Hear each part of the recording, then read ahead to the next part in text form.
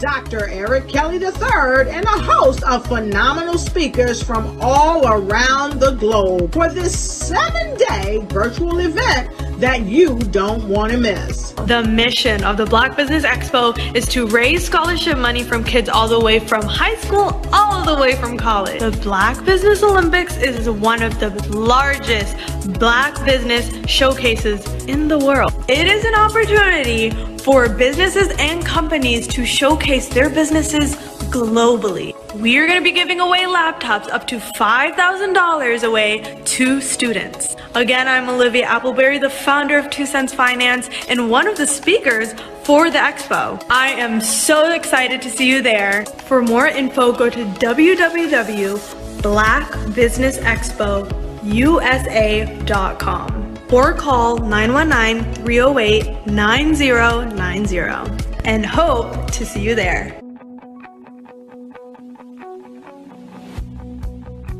I am Black business.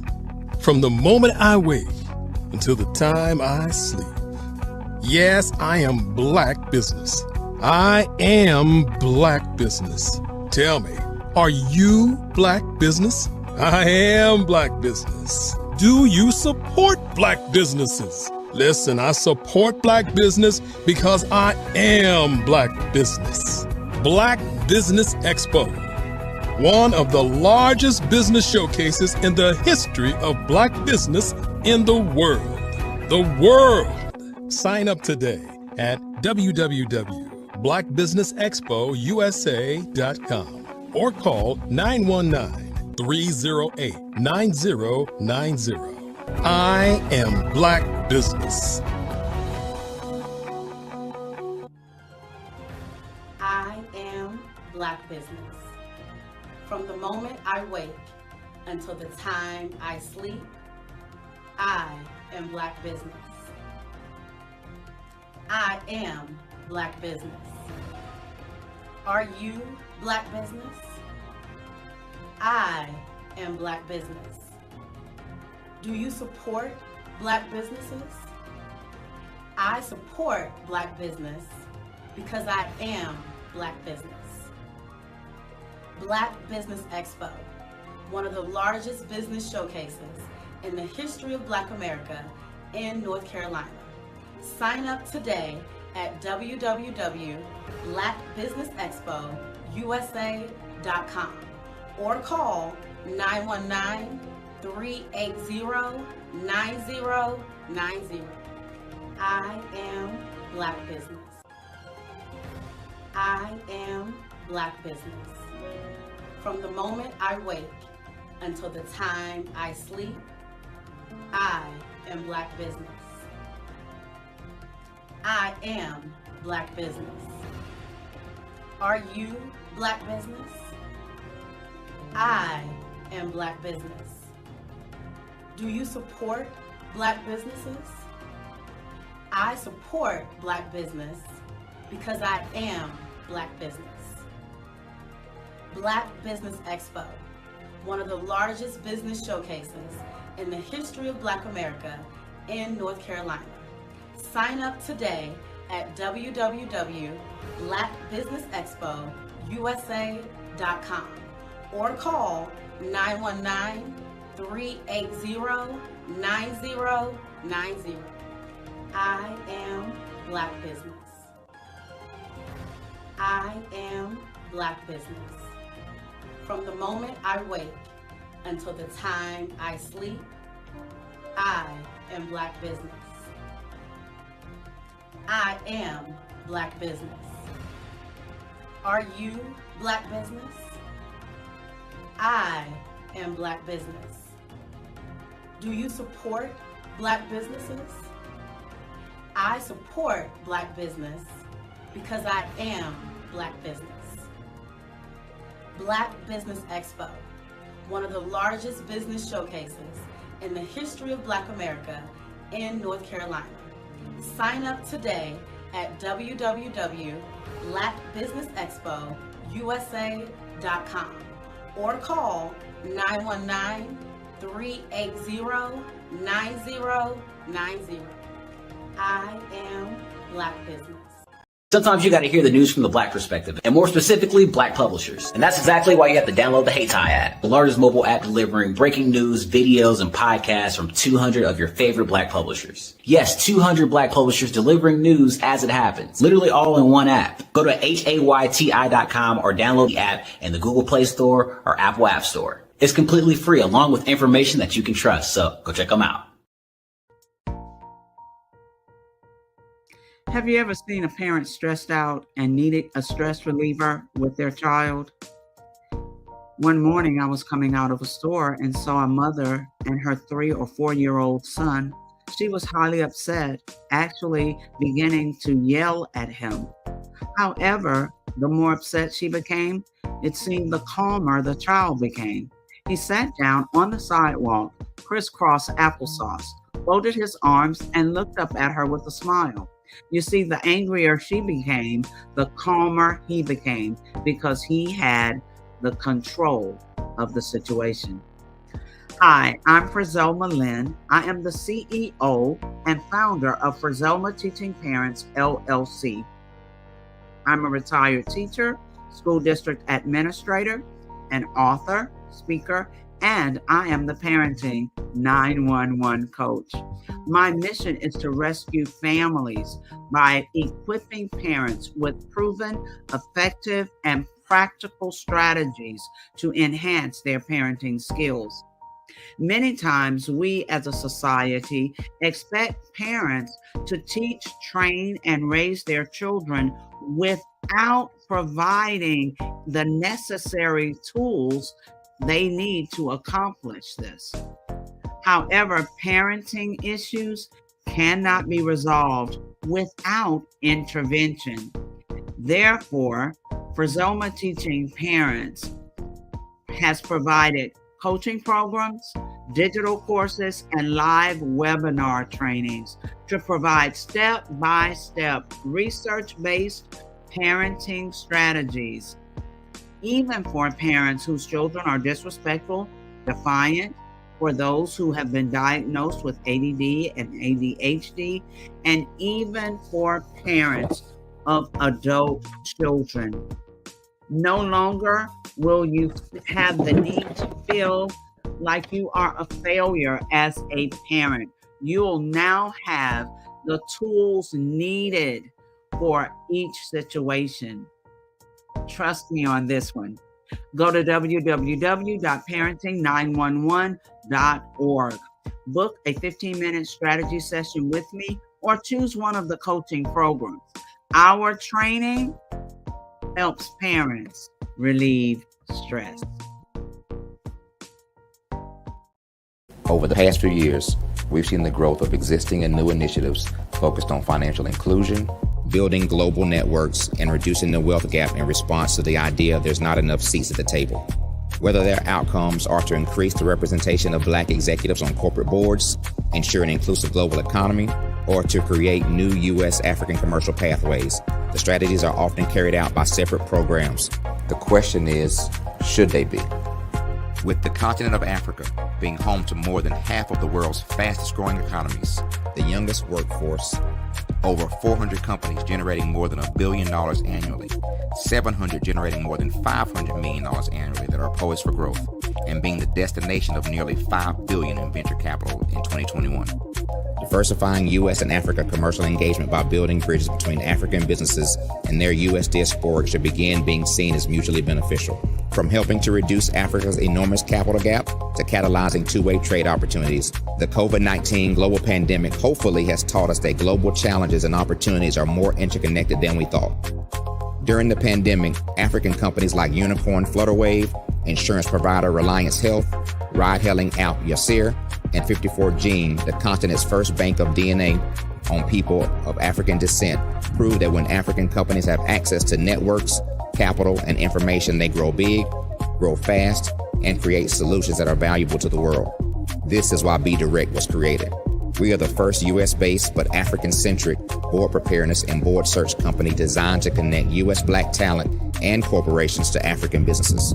Unique and fundamental to Be Direct's success is our process of helping board candidates adapt their experience and networks to an African context before they're connected to high-growth companies that are looking to locally and globally scale. From our focus groups with African business execs and government leaders, we don't ignore the sentiment that business is easy, but people are hard. Having a pool of board candidates with hard-to-access networks and extensive experience across the business life cycle, including successfully raising capital, is table stakes for an initiative like this. So yes, we have that. But corporate or entrepreneurial success in the U.S. does not guarantee success in Africa. Developed alongside industry partners on the continent, our training program, Be Direct Prep, is designed to transpose their experience to create cultural comfort, understanding, and a commitment to helping businesses in Africa scale. Our board governance sessions are African, continental, and country-specific, integrated with cultural awareness and dexterity training, masterclasses led by African industry execs, and mentoring and coaching from African continental-based facilitators. But even more unique to Be Direct Prep, we cap off our training program with an immersion trip to help candidates that have not been to Africa before see and feel Africa's complexity and opportunity from African soil. We all know traditional network-based board placement has historically left a lot of us out of ever really being in the paid board pipeline. Our strategy supports the work of many great organizations that are successfully filling seats at U.S. board tables by creating more tables for those that are still left on the sideline. It's time to start seeing the role and value of U.S. Black talent and businesses on the continent of Africa differently. Old perceptions and habits limit economic inclusion. Let's transition Black talent and the African businesses they will support from the periphery of the global economy to its core. Living in a global lockdown, we all know now how fast local and global economies can change, and see the value of having businesses that hire, strengthen local value chains, and even grow globally. Status quo in any form holds back progress. We must democratize U.S.-Africa commercial engagement by socially and economically connecting cultures that have long been disconnected. It's time for Africa's U.S. diaspora to redefine their global value by helping African businesses scale continentally and globally.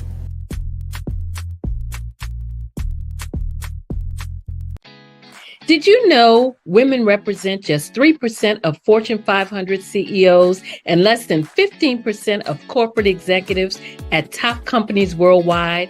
Have you wondered what the secrets are to getting into the top ranks, whether in the private or public sector? Do you want to figure out how to stop being held back in your career or passed over for promotion? Then you're in the right place. Hi, I'm Dr. Madeline Ann Lewis, President and CEO of the Executive Women's Success Institute. I have decades of experience in the military, the federal government, and corporate America, and my mission is to help women succeed and tap into their full potential. I want to reach 1 million plus women around the world to become the leaders they are meant to be. So if you want to move into a management or executive level position, or maybe you are a female veteran transitioning out of the military into business entrepreneurship, then reach out to the Executive Women's Success Institute at 301-693-3284. Let us get you on the fast track to success.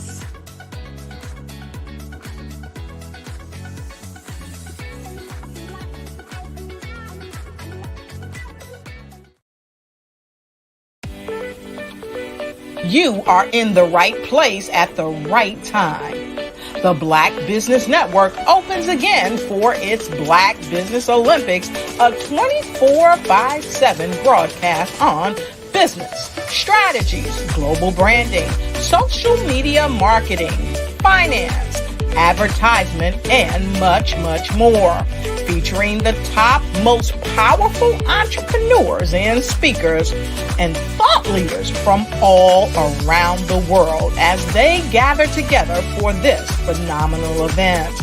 Join the Black Business Network streaming live into the metaverse, STEM City, USA, Black Multiverse, Pod TV, Roku, Hulu, iHeartRadio, Apple TV, YouTube, TikTok, Instagram, Google Podcasts, Facebook, LinkedIn, IBM TV, Spotify, and Twitch. Tune in today and be a part of this amazing movement. The Black Business Olympics welcomes you.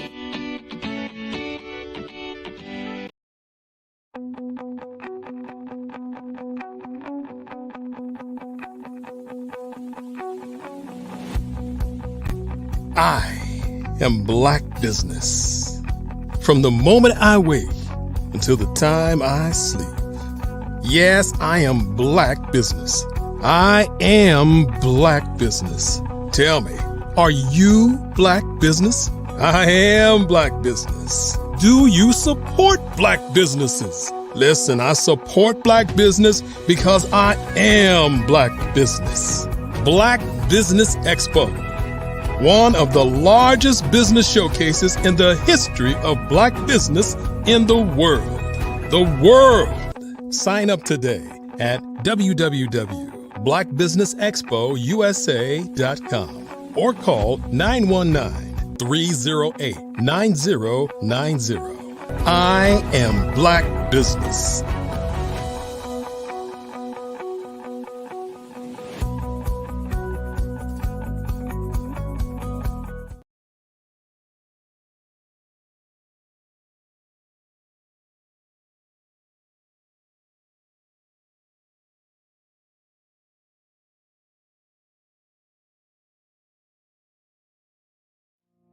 Did you know that approximately 333.34 million businesses exist today, according to a report from 2021? And you may be one of those businesses, or maybe you're not in the business market yet, but you're aspiring to be a business owner.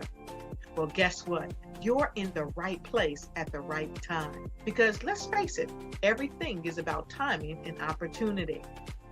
Hi, my name is Dr. Lotus Richey, and I'm the CEO and founder of the Lotus Richey Coaching and Consulting LLC, along with the Lotus Richey Ignite Show. 15 minutes of success with Dr. Lotus Richey, as well as books to boom your business and bring who you are. And today, I want to bring this amazing message to you about the Black Business Network and the Black Business Olympics. See, the Black Business Network and the Black Business Olympics is designed to help people just like you, that's right, that look like me, to take their business to the next level. Not just in your front yard or your backyard, but globally. The Black Business Network and Black Business Olympics is designed not to just help you survive, but to help you thrive. So join us today as we come together with businesses all around the world to support our students, our children, our young teens, our young entrepreneurs. What we do is we come together to help raise funds for students who are aspiring to be business entrepreneurs, who are aspiring and who are thriving in college. We endow them with a wonderful opportunity to gain scholarship of either a laptop or several thousands of dollars.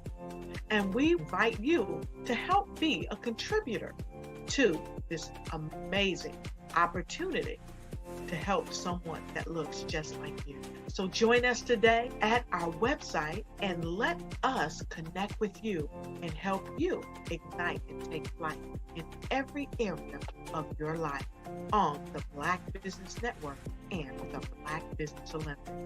I'll see you on the other side.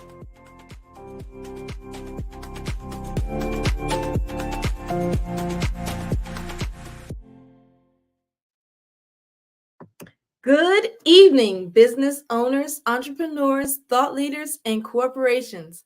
Welcome to the Black Business Network. My name is Carrie Jackson, and I am your moderator for this evening on the Black Business Network. The Black Business Network is a 24-hour business network showcasing Black businesses, business owners, entrepreneurs, and thought leaders worldwide.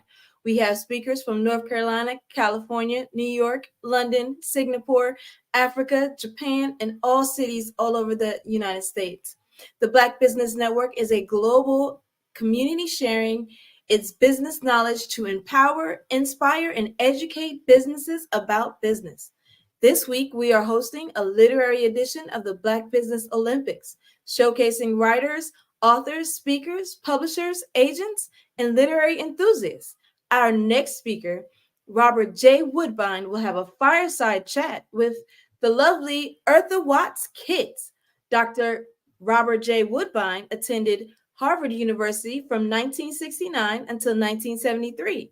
As a sophomore, he was a co-director of the Hartford Radford Afro-American Cultural Center and instrumental in booking artists like Guylaine Can and The Last Poets. Mentored by Roxbury's renowned jazz musician poet Robert Ruff, Woodbine performed with Ruff on local Boston TV and radio. A member of Sonia Sanchez's year-long writers' workshop at the Conte Cullen Library in 1971, he was published in her anthology, 360 Degrees of Blackness, coming at you under the pseudonym Cigar Ninsaid Sambe. He performed on stage with Gary Bartz in the Mount Morris Park in Harlem and the East and Far East in Brooklyn. Currently, he is an active member of Harlem Writers Guild and in 2022, Dr. Woodbine self-published his book, Canela con miel y calvos, Cinnamon with Honey and Nails, a collection of words, some true. I present to you Robert J. Woodbine. Good evening. Good evening. All right. Genius is common, and I'll see you on the other side. Hello, Dr. Woodbine. Yeah, good evening, Eartha. It's a privilege and honor to be part of this presentation. Thank you for the invitation. And thank you for joining us. Thank you for joining us. Now, if I was to describe your work in a few words, I would say your work is culturally rich and authentic, especially the work in Canela con miel y clavos. So can you please share with us who your inspirations were and who you feel you were influenced by, and what those influences are when it wasn't necessarily another author or poet?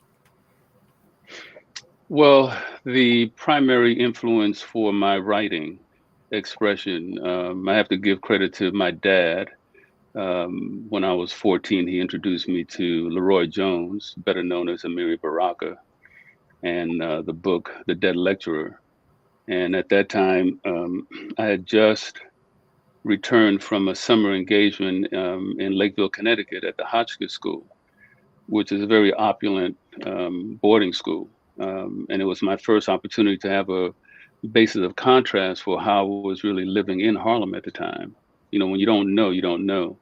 But once I stayed there for the summer and came back, it was heartrending to come back. And at that time to see all the junkies, you know, standing in the streets on 125th Street, et cetera.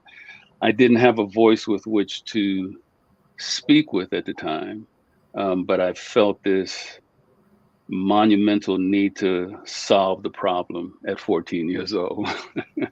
So when my dad gave me that book, it gave me the opportunity to find a creative voice with which to speak with.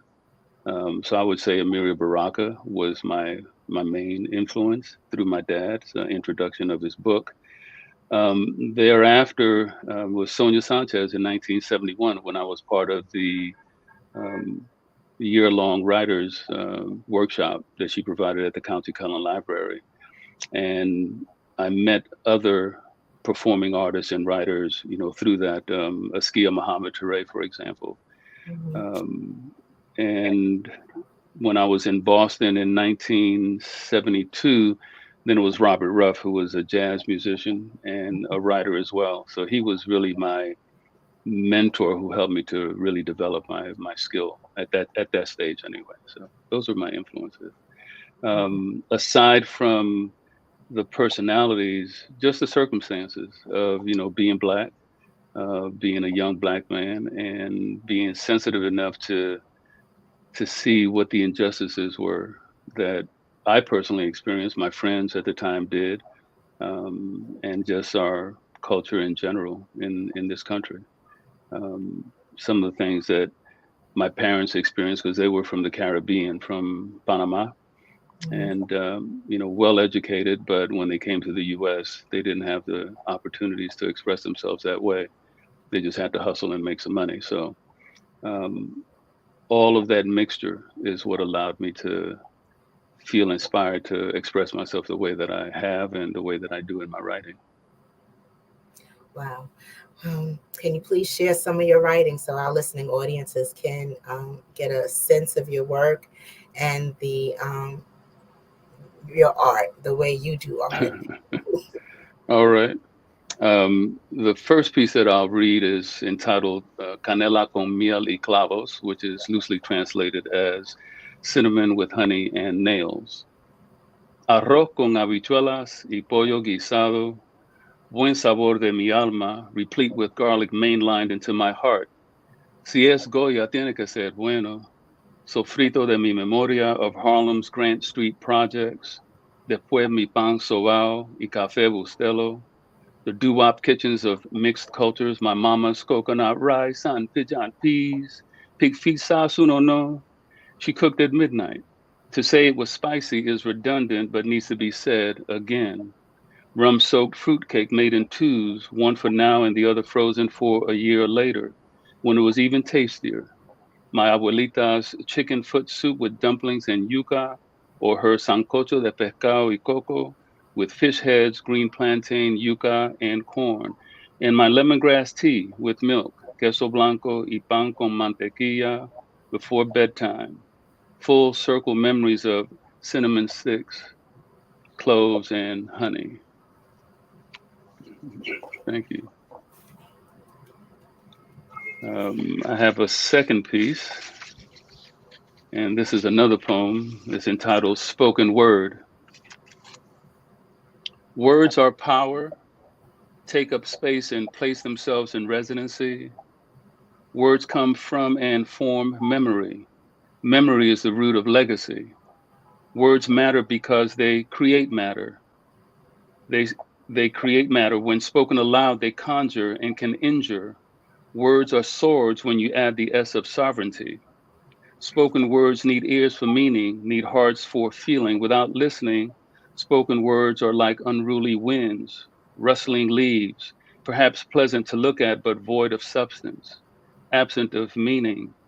Words are swords when you add the S of self-determination and remove the speculum oris so you can shout and scream, swear and swerve, sear and sear, scape and soar, scale past the border walls of the small-minded bearers of tiki torches, the hooded emissaries of bastardized religions who genuflect before altars of quarterly prophets. You can gumbo and rice and cassava with words spoken, cut to the quill with sharp meaning. Spoken words fall empty on bare asphalt without the savanna of real memories of your true self before the Pope Alexander's bull, before the truncated Portuguese version, the Spanish version, the Dutch Trade Company version, the French version, the British version, the Belgian version, the all-American version that the Nazis emulated, that the Afrikaners studied. Written read, spoken heard, the word, spirit's declaration of the word, the notion of being, not mere driftwood in the mainstream, where the emotionally illiterate and spiritually bereft heard but cannot hear when spoken words are read and not written. Words spoken aloud slice, they sever the ties that bind. Words come from and form memory. Memory is the root of our legacy.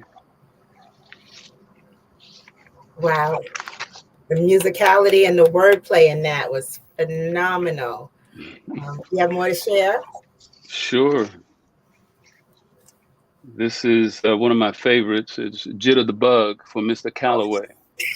Okay. Jitter the bug so you can bop to be better. Bug the jitter so you can better be the bop. Shake off the jitters to bop the bug to better be, and silk slide atop the Callaways like the Nicholas brothers do. Jive and bug out, bop your blues without the blackface. Be true to your mama's labor. Jitter the bug so you can beat a bop better. Jive your jitter and jump while you bug out, shaking off the pains that remain from the remains in the deep blue sea, in the red-soaked soils of the South, the Midwest, the North, the East. Jitter the bug so you can bop to be better. Bug the jitter to better be the bop. Shake the jitter, shake the bug to stomp. Stomp the white noise that disdains you yet cops your bop so you can't be what they are not. Bug the jitter so you can better be the bop. Jitter the bug, bug out to be better, be the bop to be bop. Jitter the bug so you can better be the bop so you can bop so you can just be bop better. Bug the bop so you can jitter to be better. Bug the jitter so you can better be the bop. Jitter the bug so you can bop to be best. It's one of my favorites too.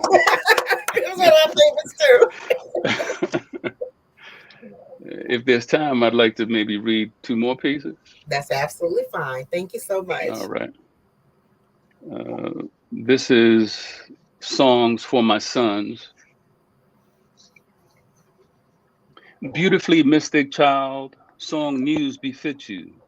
We welcome your return. With you come blaring sounds flooding the heart with love joy. Blaring sounds blowing cobwebs, dark deep wells seeping strange juices of positive thought, solar style life. Your lungs burst unceasing coarseness cries, screaming music of brutal beauty beyond the swelling of your tremulous belly, beyond the brutal beauty of your screeching cries screaming, and your maturity understood past the smallness of your eyes, speaks quietly through eyes that stare, study. You are a cosmic baby, mystic child, not ours own, fluidly patting moving moments to Jimmy Scott Ayler Train Shep, Jimmy Scott Ayler Train Shep, Jimmy Scott Ayler Train Shep. Your blaring sounds from bursting lungs flood the mind with strange juices of positive life, solar style thought, flowing from dark deep wells of holier selves. And we welcome your return, knowing we must nurture you to flower. And the last piece I'd like to read for you is, it's not a poem. It's what's called a drabble. And a drabble is a micro short story. This is limited to no more and no less than 100 words. This is a genre that I'm fascinated with and I thoroughly enjoy trying to be creative with. This one is entitled Bedtime Story. There comes that inevitable moment many parents dread, yet no parent is ever truly adequately prepared. You know, that question. After a long autumn Saturday filled with chores as well as play, nightfall ushers in quiet repose. You look forward to sitting it down, opening your child's book to read from her favorite bedtime story. She looks up at you innocently with genuine curiosity and asks, "Mommy, where do niggers come from?" After you compose yourself enough to speak, perhaps you tell her, "Dear heart, niggers are not born. They are created in the minds and hearts of fearful people." And that's Bedtime Story. Mm. Wow. Wow. So, Canella, well, first let me say this. You really can't sense or get a sense of how magical those words dance on a page until you read it. So I advise all those who are listening who enjoy what Dr. Woodbine has just read, please grab a copy of Canela con Miel y Clavos. And Dr. Woodbine, can you let us know your website where they can purchase directly from you? Yes, it's www.griotwrites.com. That's GRIOTWRITES.com. And if you want to reach me by email, it's griotwrites@gmail.com.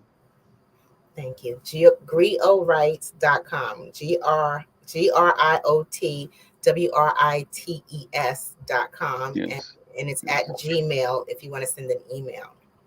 Yes. Now, what led you to independently publish the work as opposed to going the traditional route?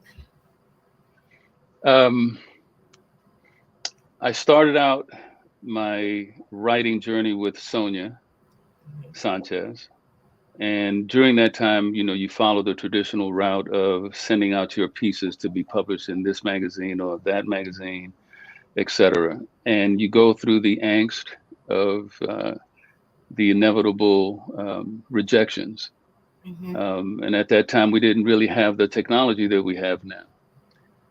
So I wanted to avail myself of not having to deal with the frustrations of being rejected and feeling confident enough in the quality of my work and the things that I had to say to self-publish.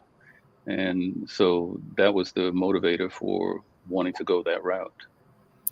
Right. And one thing I've learned to recognize is that when submitting your work, there is an approval process, which means that you have to meet someone else's approval. Now, Yes. art that is art does not necessarily, it doesn't necessarily mean that your art is less than if it doesn't meet someone else's approval. Correct. What it means is your art is your art, your stamp on your experience put into words for those who appreciate to appreciate. So, you write to deliver a message that you want to relay in a way that you can relay it using your gift. So, I wholeheartely agree with that. Yeah. And in independently publishing, you have autonomy over the entire process. Exactly. Exactly. So, it's 6 on one hand, half a dozen on the other. But who's to say the work would be as beautiful as it is now if it was in the hands of someone else to meet someone else's approval or standard for their business entity? Well, see, I think it's important for writers to write seeking their own personal approval of what it was that they wrote. If you look, I'm also strongly influenced by jazz musicians. And, famously, Miles Davis would turn his back to the audience. Because, yes, he was there to play for the audience, but he was really there playing for himself. And so it's not a matter of arrogance or selfishness, but if you believe in the quality of what it is that you've written and what you've had to say, you're open to criticism, constructive criticism, but you have the last word as to what it is that you're writing and the purpose for writing it. So a lot of the pieces that are in my book, I workshop with the Harlem Writers Guild. That's a trusted body of contemporaries who give you honest feedback. And you may not agree with what they have to say, but oftentimes the quality of what they have to say gives you pause. And if you're clear enough and strong enough about what it is that you're writing, you'll also be soft enough to say, well, maybe let me second think that. And if not, then you don't. And that's where I've stood since my experience with Sonia Sanchez in the workshop. Is like, I know what I want to say. I may not have it exactly right, but I'm willing to take myself out there and say it the way that I need to say it and be self-satisfied with that. So I'm not trying to please anybody. I'm just trying to get my message out. Right. And it's beauty. It's quality work, but it's also beauty in a way that we have not seen poetry. So it's distinct, it's fascinating, and it's also it resonates. So I commend you on how you do art very specifically. Thank you. Oh, you're very welcome. You're very welcome. Now I need to ask you, with regards to art and publishing that is now being banned in certain areas of the country, namely Florida, these book bans and what I call the exclusion of elements of Black history, including the tales of racism from the school curriculum. I'm going to ask you how you feel about that and Sure. what are your thoughts on it? Yeah. What I feel about that is that it really backfires. You know, sometimes when you go out of your way to suppress something is when you bring the light to it. And so the books that they're banning or trying to ban, they're bringing so much more attention to these books now. So that's good news. There's not always a sense of defeatism when something negative happens. Sometimes it's an opportunity for the light to shine. So for me, it's symptomatic of the entrenched fear of the so-called majority group or certain elements in that majority group about the resilience that those of us who are in the so-called minority group have. And while I feel that it creates a certain amount of tension, I think it's all good news because of all the attention that's been brought to these books. Given the technology that we have, for example, I self-published, we just finished talking about that. I don't have the fear that maybe some people have, or even the larger concern, because I think we can take advantage of the technology. This forum that we're in today is an example of the ability to supersede those attempts. So for me, it's all positive, good news, even though it's somewhat uncomfortable and somewhat painful to maybe go through. Right. And, the audacity of books being banned, but not guns. Sure. It's historically those elements that are entrenched in their fear and want to control. They always go after the creative elements first, ban the books, and then try to deal with the people as well. But ultimately, this, as I see it, is not an issue of gender, it's not an issue of so-called race. It's an issue for humanity, and it's a spiritual issue of light versus dark. And in my humble opinion and experience, having looked at the history, light will always prevail. It doesn't mean that there won't be trauma along the way, but light will always prevail. And so I bank my trust in that and go through the process with eyes open. When we used to be enslaved and we used to run away, we'd meet people along the way, our journey, and they would tell us, keep your top eye open. Right. So while you're running, you keep your eyes and ears open and you keep moving. So I don't say that with a degree of just what's the word I'm looking for?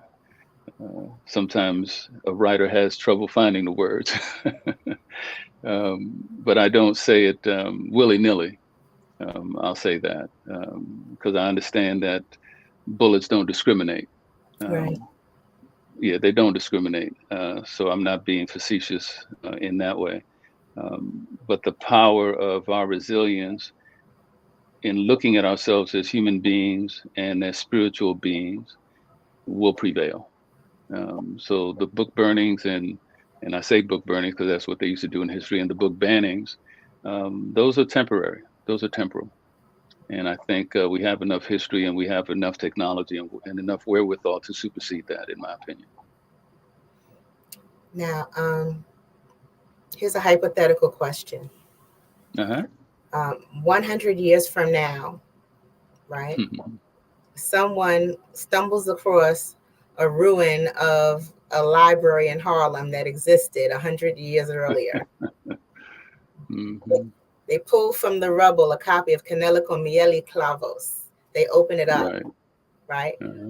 what would you like for them to receive from a reading of your work?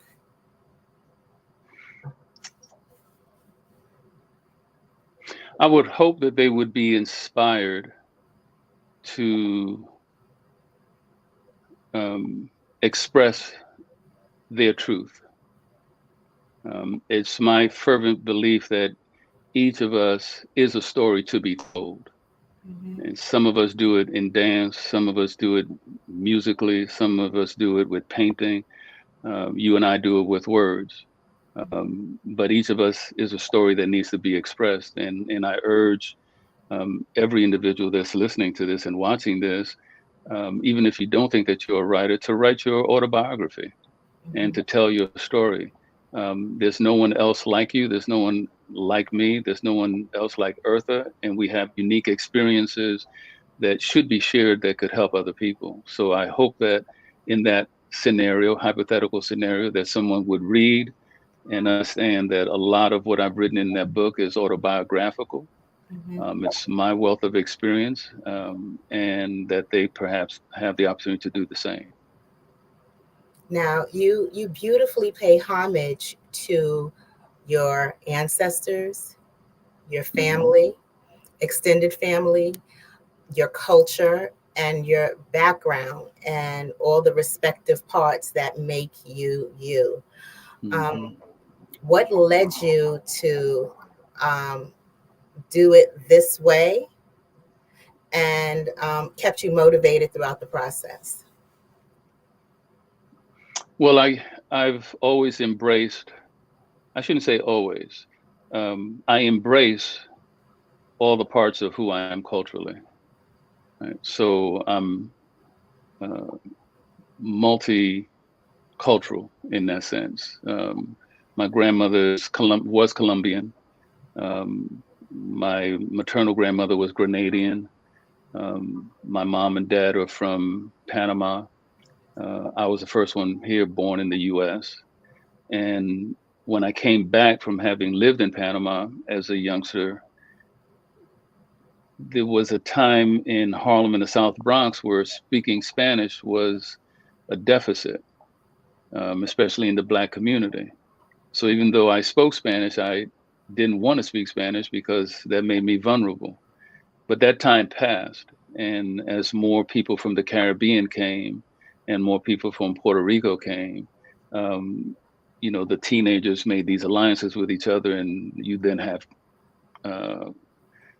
cultures that come together, and you have children, et cetera. So in time, I became more comfortable and less vulnerable, feeling that I could speak my Spanish out loud. So this book is a result of my accepting all parts of myself and sharing that with those that read the book.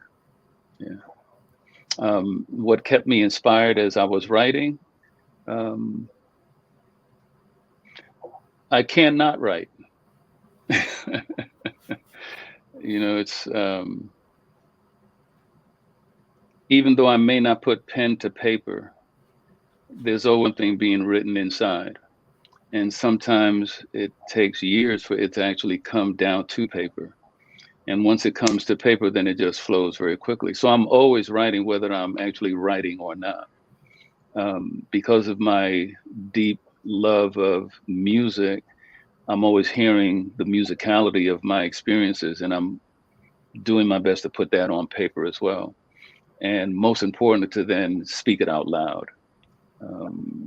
I think the book is a great medium, but the most important medium is your voice, and to say it, to speak it out loud, to not be the dead lecturer, as Leroy Jones wrote, which is the book that first inspired me.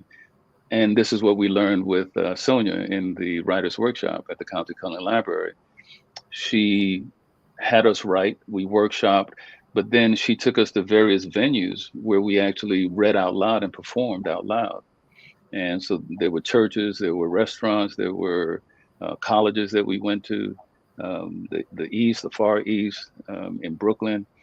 We got the opportunity to perform live on stage with various musicians. And it cemented in me the the information that is not the book, but it's the spoken word. It's saying, because words have power, not on the page so much, in my opinion, but in what you say. Right? So when you listen to someone like Martin Luther King speak, sometimes you're not even listening to the content of what he's saying, but you're feeling the force of his meaning because of the words as he says them. Someone else you listen to and you just automatically turn off, and they could be saying the most eloquent thing in the world, but the quality of their voice and their intent doesn't come across. So for me, that's the power of writing, spoken word, read out loud. Wow. Now, it's part of this author journey, because there's a journey as a writer.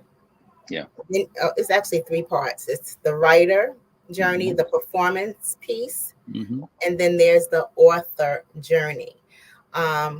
With respect to the other 2 parts of the experience, what is different about the author journey? Writing is challenging enough. You know, you have the piece, you have the feeling, you have the ideas, and you struggle with putting them down in such a way that makes sense to you, and perhaps might make sense to someone listening to it or reading it. But the author is putting all of those pieces together in such a way that if they happen to pick up the book, the totality of what you put together in that book has a flow to it and makes sense. And that's a different journey altogether. It augments the individual experiences of just writing certain pieces and then putting the whole thing together. So that it took me, as you well know, because you helped edit the book. You edited the book rather, and designed the cover for it. It took me the better part of a year to finally put all these pieces together. And a lot of that was facilitated by our relationship with the Harlem Writers Guild and workshopping. So it took a lot of homework for me to not just write the piece, but to put the book together, and that's the authorship. Now, what advice would you give someone who's just starting out, who's looking to be a poet, spoken word artist who represents themselves with a book? What advice would you give that person? I would say to him or her is to listen to everybody, regardless of so-called race and gender, to read as much as you can, and then to not be shy about putting down your thoughts and your feelings on paper. Do not censor yourself. Just put it out there.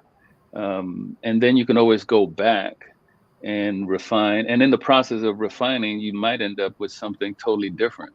You might surprise yourself that in that page with those black lines called letters and then words, there's a hidden story that you weren't even aware of. So be free, be courageous, and just let it out. Let it out. And I urge, whether you want to be a writer or not, to write, because there's a story that's unique, that needs to be told, and we need to hear about it. And then seek people who have experience that you don't have, which is what I did with you. I mean, I didn't know the first thing about putting a book together. I could figure it out, but why do that when you can tap somebody else's expertise? So tap other people's expertise that know more than you. You know how to write, and they know how to edit it, and they know perhaps how to put the book together. Right? So that would be my advice. Thank you, Dr. Woodbine. And can you please remind us and our audiences how we can connect with you online, on social media, and how we can reach out to get a copy of Canela con Miel y Clavos? Well, you can reach me through my website. That's www.griotwrites.com. You can also go to Amazon.com and look up the title. You'll be able to buy it there. You can get it on the website as well. And I'm at Instagram and also Twitter, or now known as X, at Griot Writes 3, I believe is what it is. Yeah. I look forward to hearing from you. Okay. And is there anything else you would like listeners, readers to know about you and your work?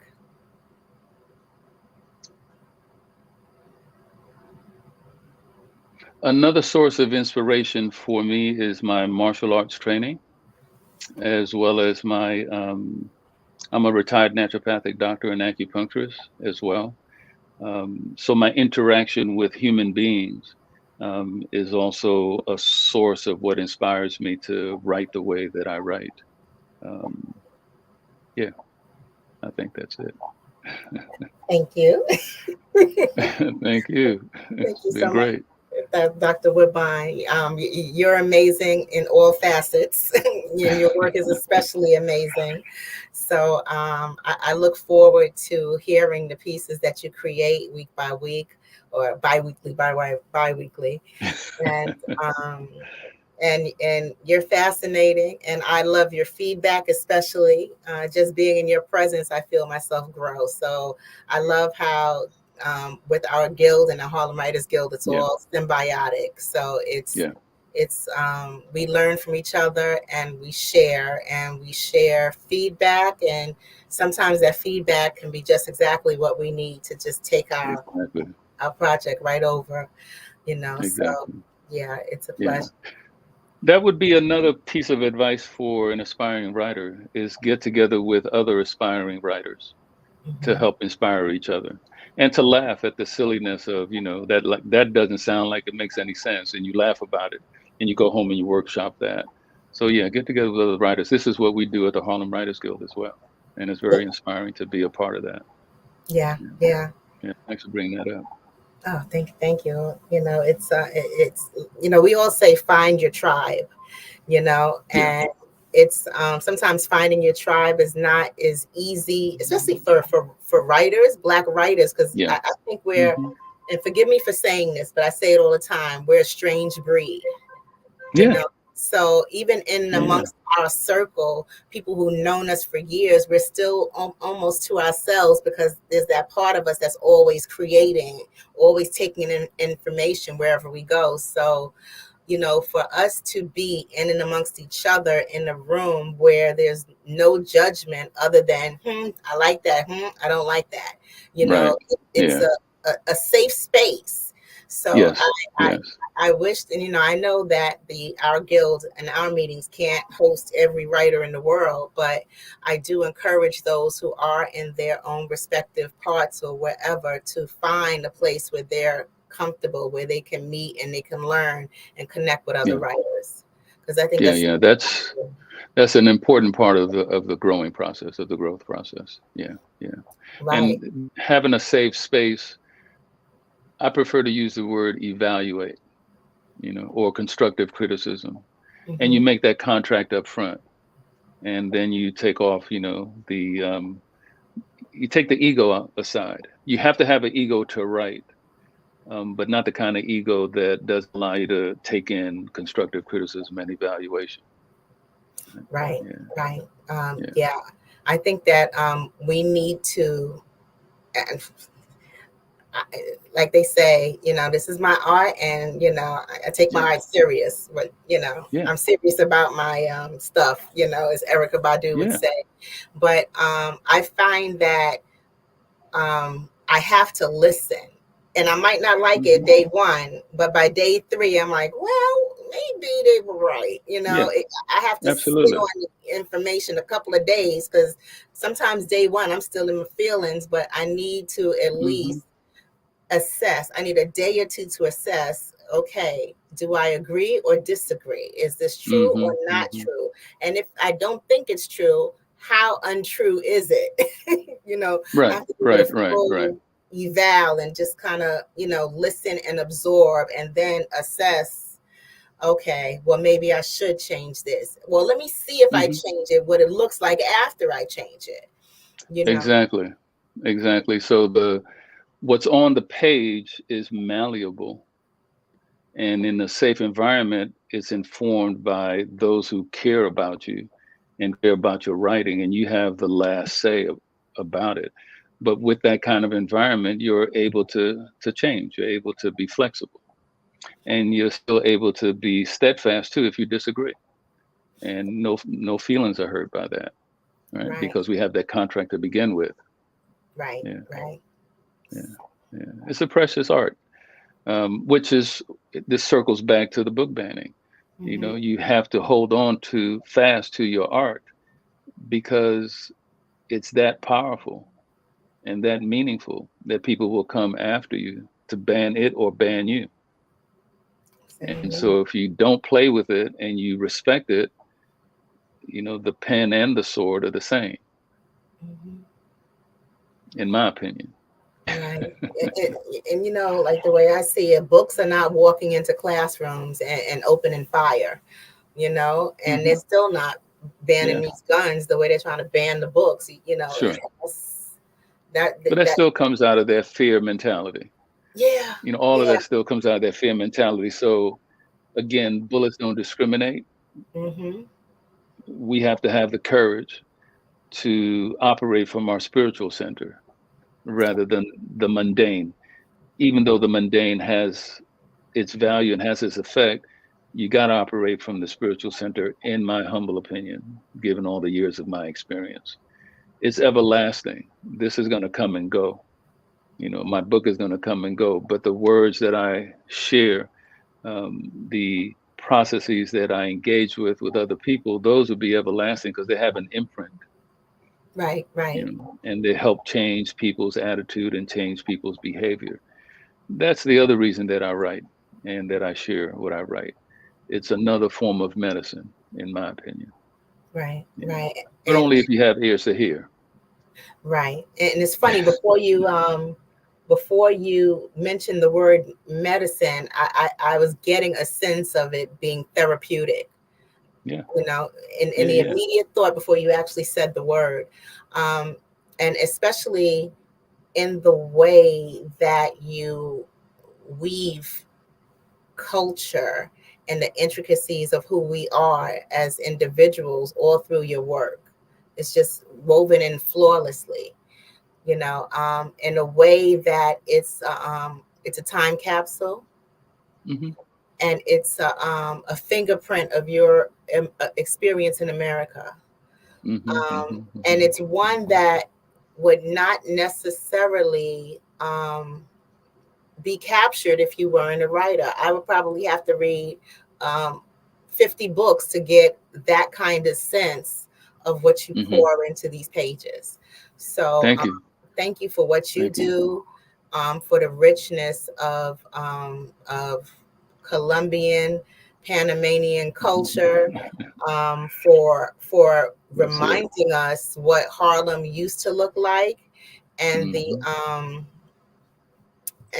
irony of what those other places look like, in contrast to what we were facing in Harlem. Thank you for sharing that in your work.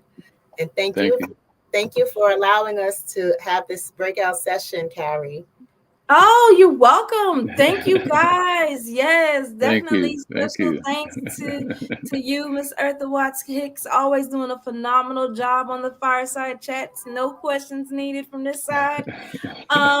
Dr. Robert Woodbine, thank you very much for sharing all of your lovely information, all of your expertise. And my pleasure. Thank you.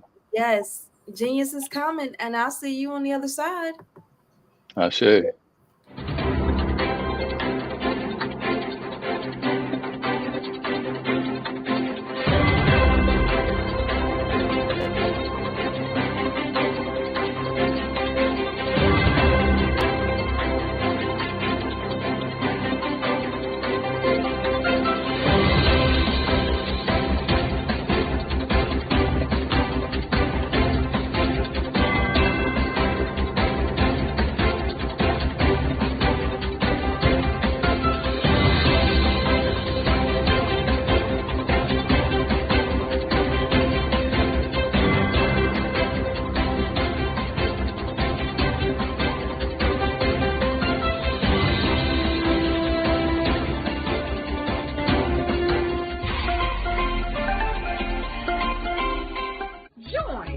Dr. Eric Kelly III and a host of phenomenal speakers from all around the globe for this 7-day virtual event that you don't want to miss.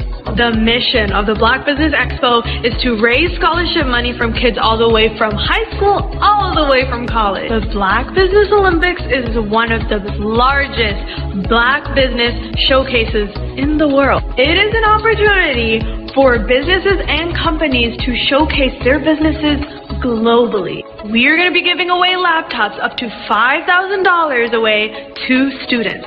Again, I'm Olivia Appleberry, the founder of 2 Cents Finance and one of the speakers for the expo. I am so excited to see you there. For more info, go to www.blackbusinessexpousa.com or call 919-308-9090 and hope to see you there. I am Black business. From the moment I wake until the time I sleep. Yes, I am Black business. I am Black business. Tell me, are you Black business? I am Black business.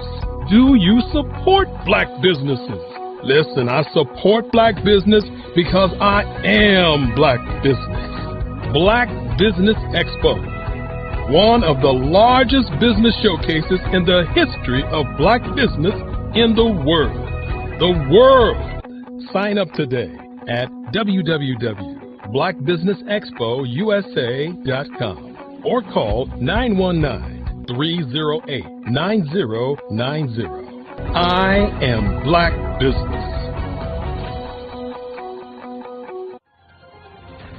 I am Black business. From the moment I wake until the time I sleep, I am Black business. I am Black business. Are you Black business? I am Black business. Do you support Black businesses? I support Black business because I am Black business.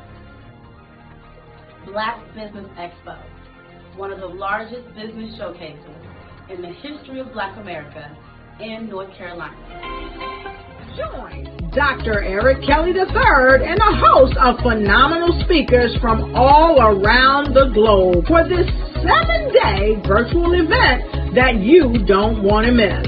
The mission of the Black Business Expo is to raise scholarship money from kids all the way from high school, all the way from college. The Black Business Olympics is one of the largest Black business showcases in the world. It is an opportunity for businesses and companies to showcase their businesses globally. We are going to be giving away laptops up to $5,000 away to students.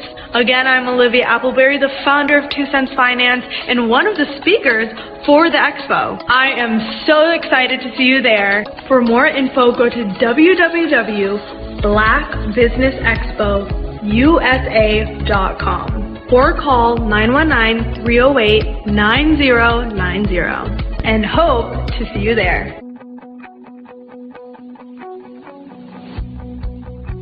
I am Black business.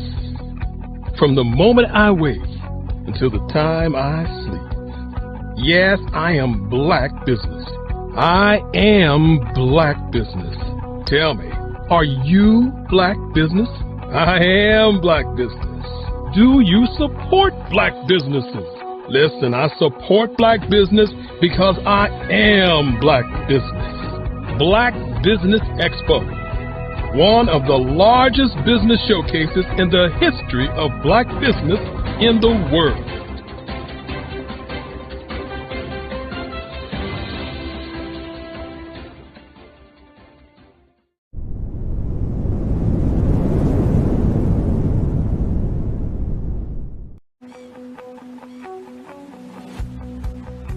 I am Black business.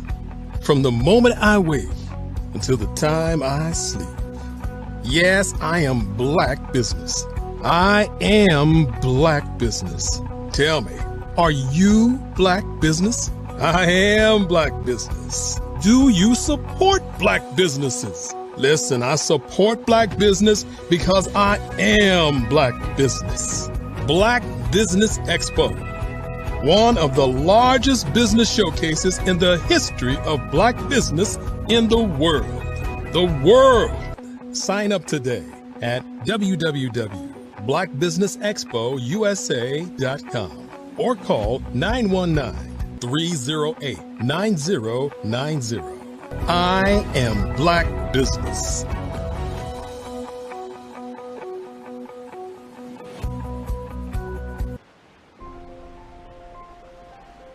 What if you could build your own city? A place where every child can find nurturing people to help them achieve their full potential. A place where every adult can access job training support, where health education is abundant, where social justice ruled the land. A place without limitations. Welcome. You have arrived at STEM City, USA. It is what every city should be. A safe and trusted community where you find people and resources to help you become everything you are and beyond. STEM City is unlike anything you have ever experienced. It is a digital twin of the world around you, only better. STEM City is about energy and soul renewal. It is more than a digital world. You can almost feel the power of live cultural events, music, and theater.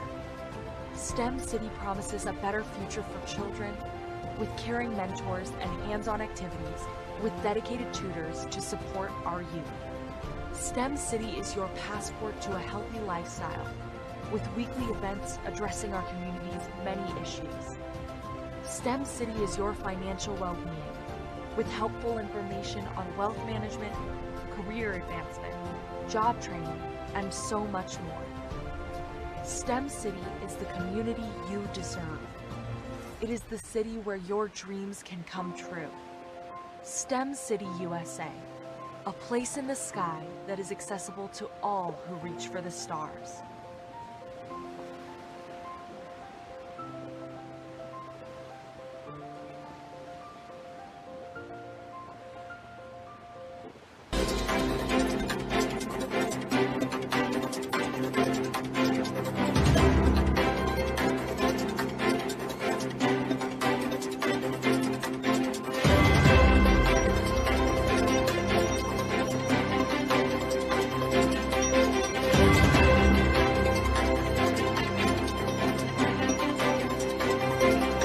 Phenomenal Tanya T. Wise, who is here from the great state of Maryland. Tanya, welcome and thank you for being with us today. Can you indulge our audience a little bit and tell them just a little bit more about who you are and what it is that you do?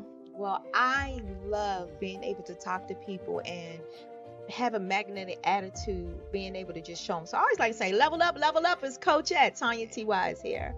So can you tell our audience, just give them a teaser about what your presentation will be about? So my philosophy is that we should all be living our dream life. So tomorrow I'm going to talk about how you start living your dream life. What are some of the things that you thought about in your childhood that you just kind of let go and dormant? Wow. And I want to reignite that and just give you some pointers and some tips, some tools, some strategies to be able to start living your best life now. And guess what, Wanda? And leave an inheritance for your legacy. Oh my goodness. Okay, I know that's resonating with a lot of people. I've heard that you have a dynamic coaching program. Can you tell us a little bit more about that? Absolutely. So our coaching program help people that have the lack of time, that lack strategies, and lack the confidence to go after their dream life. So we help them implement tools, we help them implement strategies, as well as give them resources so that they can live their best life now and leave that inheritance. Wow. Oh, I love that. I love the leave the inheritance part. Listen, you are dropping some major nuggets, and I know a lot of what you're saying is resonating with a lot of people, but I think we're all curious. How did you even make this transition into the speaking and coaching arena? What's the story behind this? So I started out in finance, and I realized that a lot of people don't necessarily go after their dream life because of the lack of finances or the education behind finances. But it wasn't until I lost my firstborn, my only son, that life changed for me. And where I was going after it all, living the corporate life, hit my 6-figure income and living in my dream house with my dream man, driving my dream car. I nearly lost it all when I lost my son. And so I realized it only takes one financial catastrophe that can change your entire life. That's what made me start All New Beginnings. Because no matter what's going on in life, there's a new beginning. And because of that, we develop a program called Wise Minded. My little slogan is, don't just dream it, let's live it. If they want to connect with you or work with you, what is the best ways for them to be able to do that? Well, for my social media guru, you can connect with me on every single social media platform as Tanya T. Wise.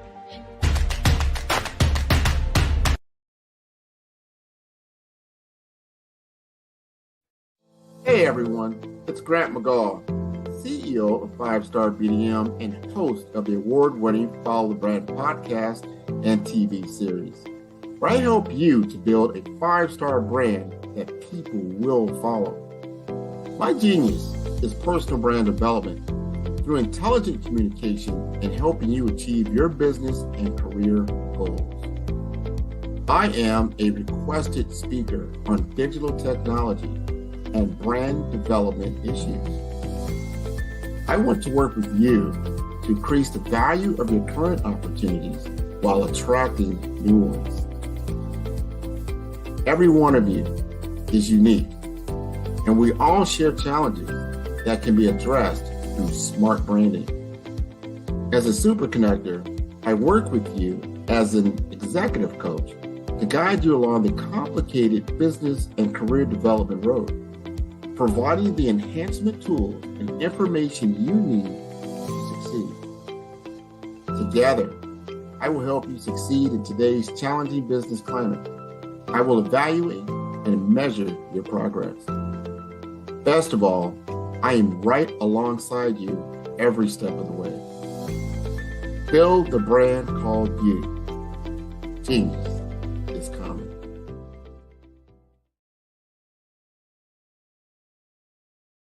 I was born in a little village on the island of Haiti. Many deadly diseases pounded me. It is as if they were on a mission to end my existence on this earth. I refused to give up. In 1983, I left Haiti and came to the United States of America. And I came with $5, 2 shirts. I didn't speak any English. I came to Atlanta. I got a job. I was a doorman. I was a doorman with a dream. What I used to come on stage. I'd rehearse this moment that I'm standing in front of you. That's the power of a dream. Maybe today is the day you begin acting as if you already have it. And then step out with full force. Take a risk. No condition is permanent. Don't let your situation distract you. You are chosen. You are called. You are born for a purpose in this life.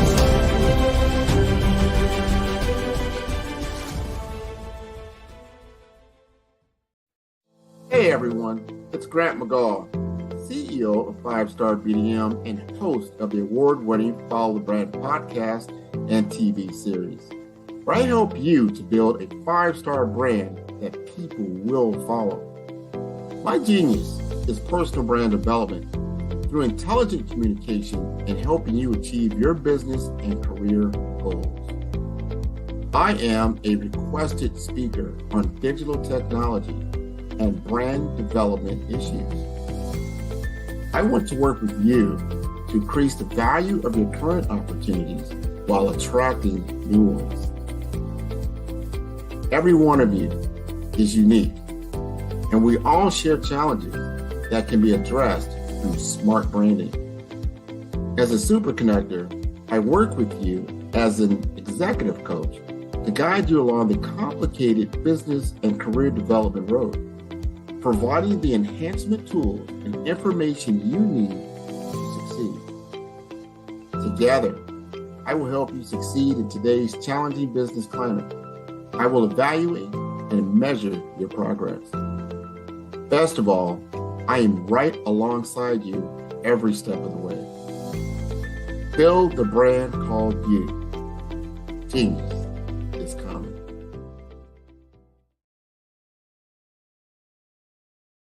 Five-Star BDM, Brand Development Masters, is a professional consulting and advisory group keenly focused on business development services for the small to mid-sized business and entrepreneurs. Although every business is unique, they often share business development challenges that can be addressed through smart branding. Services include process improvement and operations, digital strategy and transformation, business intelligence, digital marketing, and personal branding. Our business and personal branding company has helped a number of professionals and organizations to optimize and grow. This results in more business, more opportunities, better reach, positive outcomes. Visit www.fivestarbdm.com today to learn more.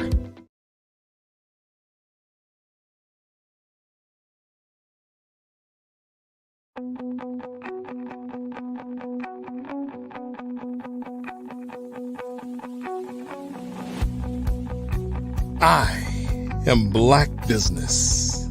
From the moment I wake until the time I sleep. Yes, I am Black business. I am Black business. Tell me, are you Black business? I am Black business. Do you support Black businesses? Listen, I support Black business because I am Black business.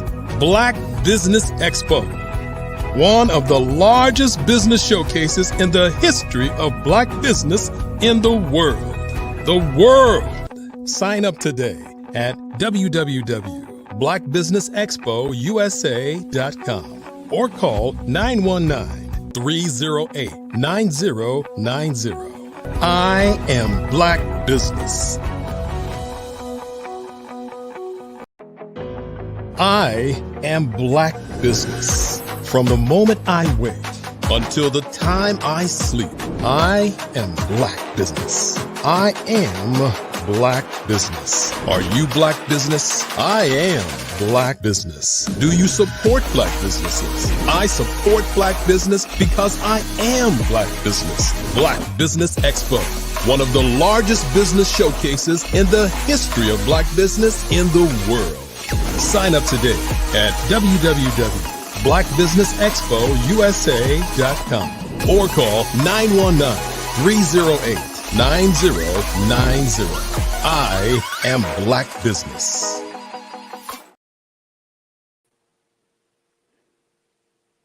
Good evening, business owners, entrepreneurs, thought leaders, and corporations. Welcome to the Black Business Network. Are you guys excited? I know I am. My name is Domo Jones, and I'm going to be your business host moderator for the evening. On what? The Black Business Network. Let's just give you a little insight on what we do here. The Black Business Network is a 24-hour business network showcasing Black businesses, business owners, entrepreneurs, and thought leaders worldwide. We have speakers from, are you ready for it? North Carolina, California, London, Singapore, Africa, Japan, and all cities all over the United States. We're doing big things in a small world, is all I'm saying. The Black Business Network is a global community sharing its business knowledge to empower, inspire, and educate businesses about what? Business, right? So let's present to you our next speaker. Her name is Tiara Turner. I want to give you guys a little insight on who's coming up next. So Tiara is a growth mindset thought leader, passionate about creating generational wealth related to entrepreneurship, health, and education. She leads programs that help eliminate the disparity in education by providing access and exposure to resources in the community.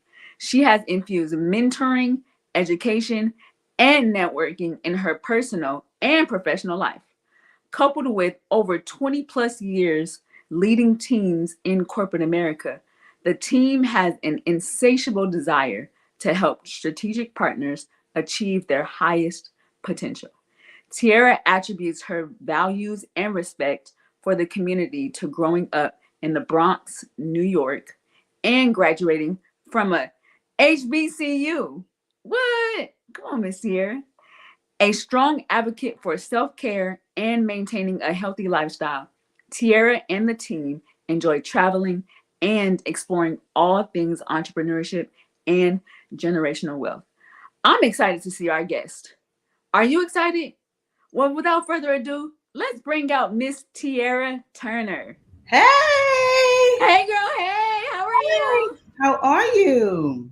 Thank you for gracing the stage. Of course. And before we head out, genius is coming, and I'll see you on the other side.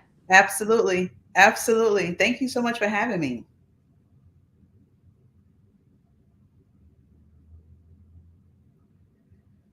So my name is Tiara Turner. I am the owner and creator of the Ivy Eternal Enterprise. And at the Ivy Eternal Enterprise, we work with creatives. We work with small businesses who want to leverage pretty much their potential in their business. So we work with creatives like entrepreneurs, restaurant owners, authors, anyone, seamstresses, fashion people, and I work with them on helping their back end operations. So we do that in 3 ways. We work with these creatives on just making sure that we free up some time for them to work essentially on their business versus in their business. So we clean up and work with them on a back office operation. So everything from their CRMs, which is their customer relationship management tools. We want to make sure that they can maximize their profits, and we utilize some information technology tools. And then we work on some strategic planning. It's really important to understand what your vision is, and then we work on program execution so that they can achieve that. They can achieve those the goals that they set forth in their strategic plan. What other questions can I ask? No? Okay. So then I will just keep going. I started to write a chapter in the book, Embrace Courage. And Embrace Courage started with me talking to a few people in the middle of a little bit of a crisis that I was having. And in this crisis, I met a publisher, and the publisher said, "Hey, write your story." So the way that I was able to write the story without being inside of myself is they said, just pick like a topic. So I picked the topic, and Embrace Courage is a topic around Luna. I created this spirit animal, and Luna, she talks about her conquests for achieving her goals, but she does it in a way that talks about her vulnerabilities in life. And her vulnerabilities in life come from her insatiable desire that just doesn't stop on achieving her next big goal. So that story that I talk about in Embrace Courage is really rooted in a catastrophic tragedy that I was unfortunately going through at the time. So please look out for how Luna embraced courage in this story. The title of it is Living with Grit and Grace, which I definitely try to live in my natural persona. And then Luna's going to have more stories to talk about.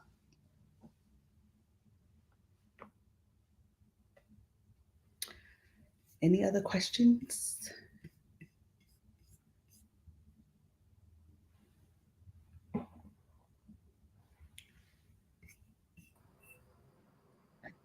Wow. So you've done have done an impressive body of accomplishments here. I try. You know, and coming out from an HBCU and just kind of getting your career kickstarted. How have those experiences led themselves into you writing? and you taking on the role of writer and published now? Yeah.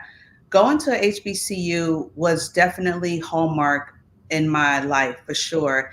It is a place that I feel like if you're a person who identifies as a person of color, definitely having that HBCU experience as your first college experience is really paramount, because I found personally that it's one of the places where everyone really is about you.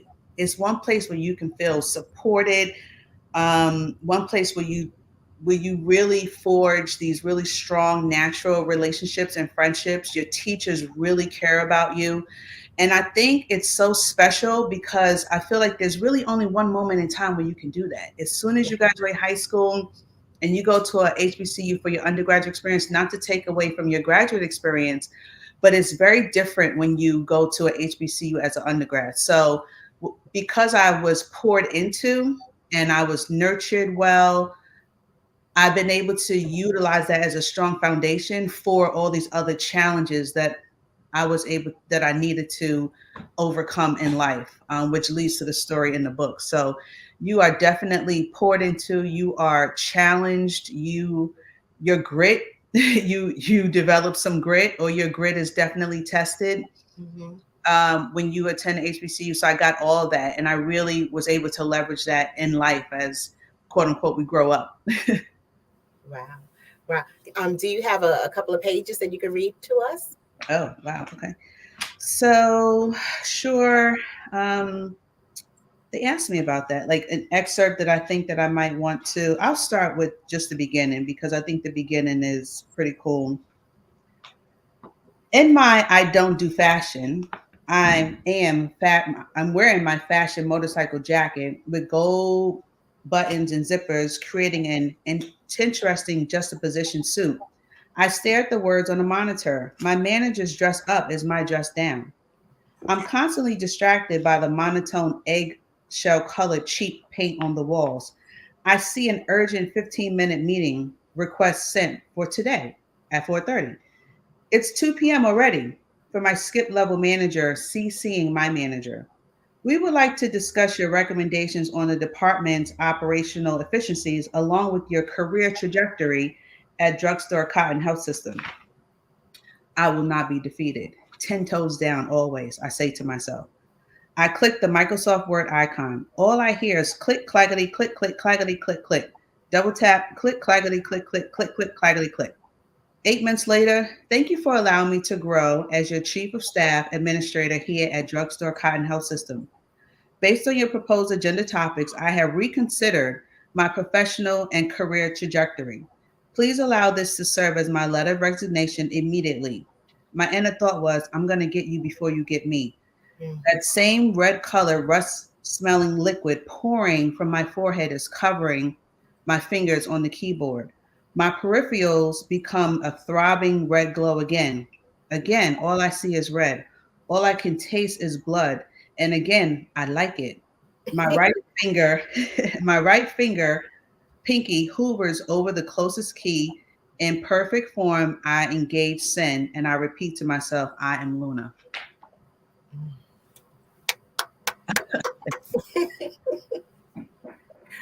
Woo. Okay. So, what motivated you to write this particular piece? And why do you feel it's really, really important? And what message would you like readers to gain from it? What motivated me to write this particular piece was a tragedy that I was facing in my life with death. And at the time, I couldn't really see straight. It's really hard. Hindsight, they say, is 2020. So a lot of times it's really hard for you to know how to make the right decision when you're in something. But I had to release something. So when I met the publicist, she said, you should write about it. She was talking about the tragedy, but I couldn't because I wasn't there yet. I was still inside of it. I couldn't see through it. I didn't know what my next plan was. I didn't have an exit plan, but I still needed to release something. So she said, pick something else. So the story is through my spirit animal, Luna, the alpha wolf, the albino alpha wolf. And it's around, so I use her as my spirit animal, but I use an example of me attending grad school. in healthcare, which I did go to. And I graduated top of my class, but I didn't have a lick of healthcare experience. So that's one of the challenges that I talk about in the book. The key takeaway to that specific challenge is don't let anybody put parameters on what you want to do in your life. So just kind of keep pushing. It's very few times that people graduate from a master's level program without having experience in that specific thing. But what I did have is I had tremendous amount of transferable experience. I had a desire. And more than that, which is where you hear 10 toes down, is the grit. Being from the Bronx, going to HBCU, it's always 10 toes down. It's always kind of pushing through things. It's always, moving with grit. And as a grown person, I now couple grit with grace. So the inspiration from this chapter really was a personal tragedy that I experienced, but I put that passion and that desire into this chapter.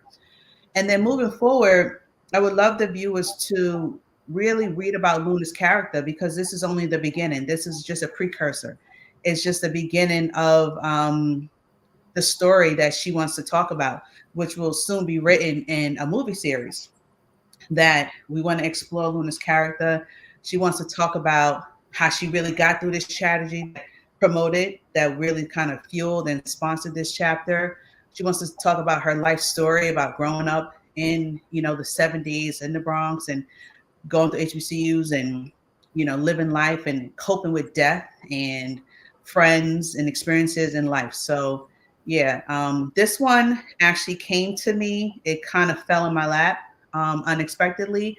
It was a really fun, cool project to work on. So I'm super excited that I was able to work on it. But it was totally unexpected, and I had a really good time working on it. Wow.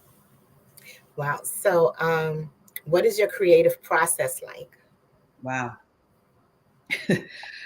See, I am in awe of, and I respect authors so much. I know you're an author. I'm not an author. So I don't know that I have a creative process. If you ask me what my process was for writing this book, I'm a writer for certain, and it would just be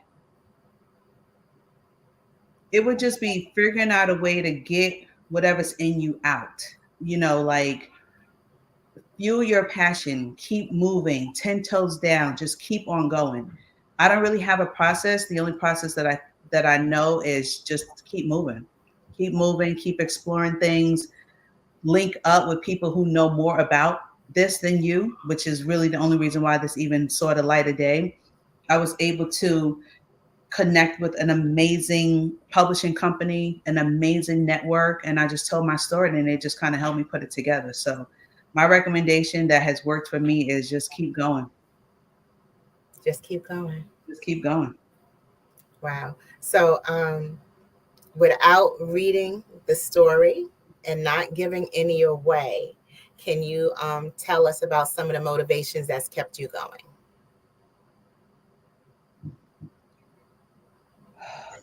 There were people who died for us for years and years and years ago, since slavery, who have done more with less. That's my motivation. There are women who have come before me who have died for me and our children, and they have done far more with less. Wow. And that's a powerful realization. And it's certainly true. Now, who, as far as your work and what you do and how you do it, we always say, find your tribe. Who would you consider your network that has embraced your art and has kept you inspired? My network. Mm-hmm. I would say inspiration for me comes from, like I said, people who have done more with less. And I go all the way back to Madam C.J. Walker. And I go to listening, and every time I can, I'll listen to Michelle Obama. Or so in terms of motivation, I always look to people who have done something that I like or emulate. And I say, if they can do it, I certainly can do it. So that is like, an intangible tribe, right? Beyonce is King Bay. So she is like king of the world. So if I'm at a concert or something, they are definitely inspirational. People who are close to me, my physical tribe, would be just people who I know 100%, love and support me in the work that I do, which obviously is my family. I have one really, really, really good girlfriend who I went to college with. I think she is a secret genius, and I always ask her to look over my work because I know that she can point out some things. She'll give me some recommendations, or, so I definitely try to tap into some people that I know keep a close knit group with me who can kind of help and support. It's not that many, but for sure it helps. Wow. Now, one thing I identify is that, and it's unique and perspective, you have the voice in your work of the executive powerhouse, as in a woman who is in charge of her future and how she chooses to go forward. Is this something that you wish to pursue in other works, in different stories, in larger stories? And in doing this very specific type of voice in your writing, how do you think younger women, as in teenagers and college women, will receive your work and benefit from it? Because we didn't have that kind of voice in fiction when we were reading books in high school. Right. So understanding that, what do you think younger women can take away from your type of writing? Oh man, that's a great question. So you said big boss executive something. Said I think that fell into me again. I believe that it started to manifest itself as I became grown and graduating school and just working. But I think that was just like a vehicle to take what I'm made of, and who I am as a person, the grit that I have already, that I was raised with. I was raised in humble beginnings.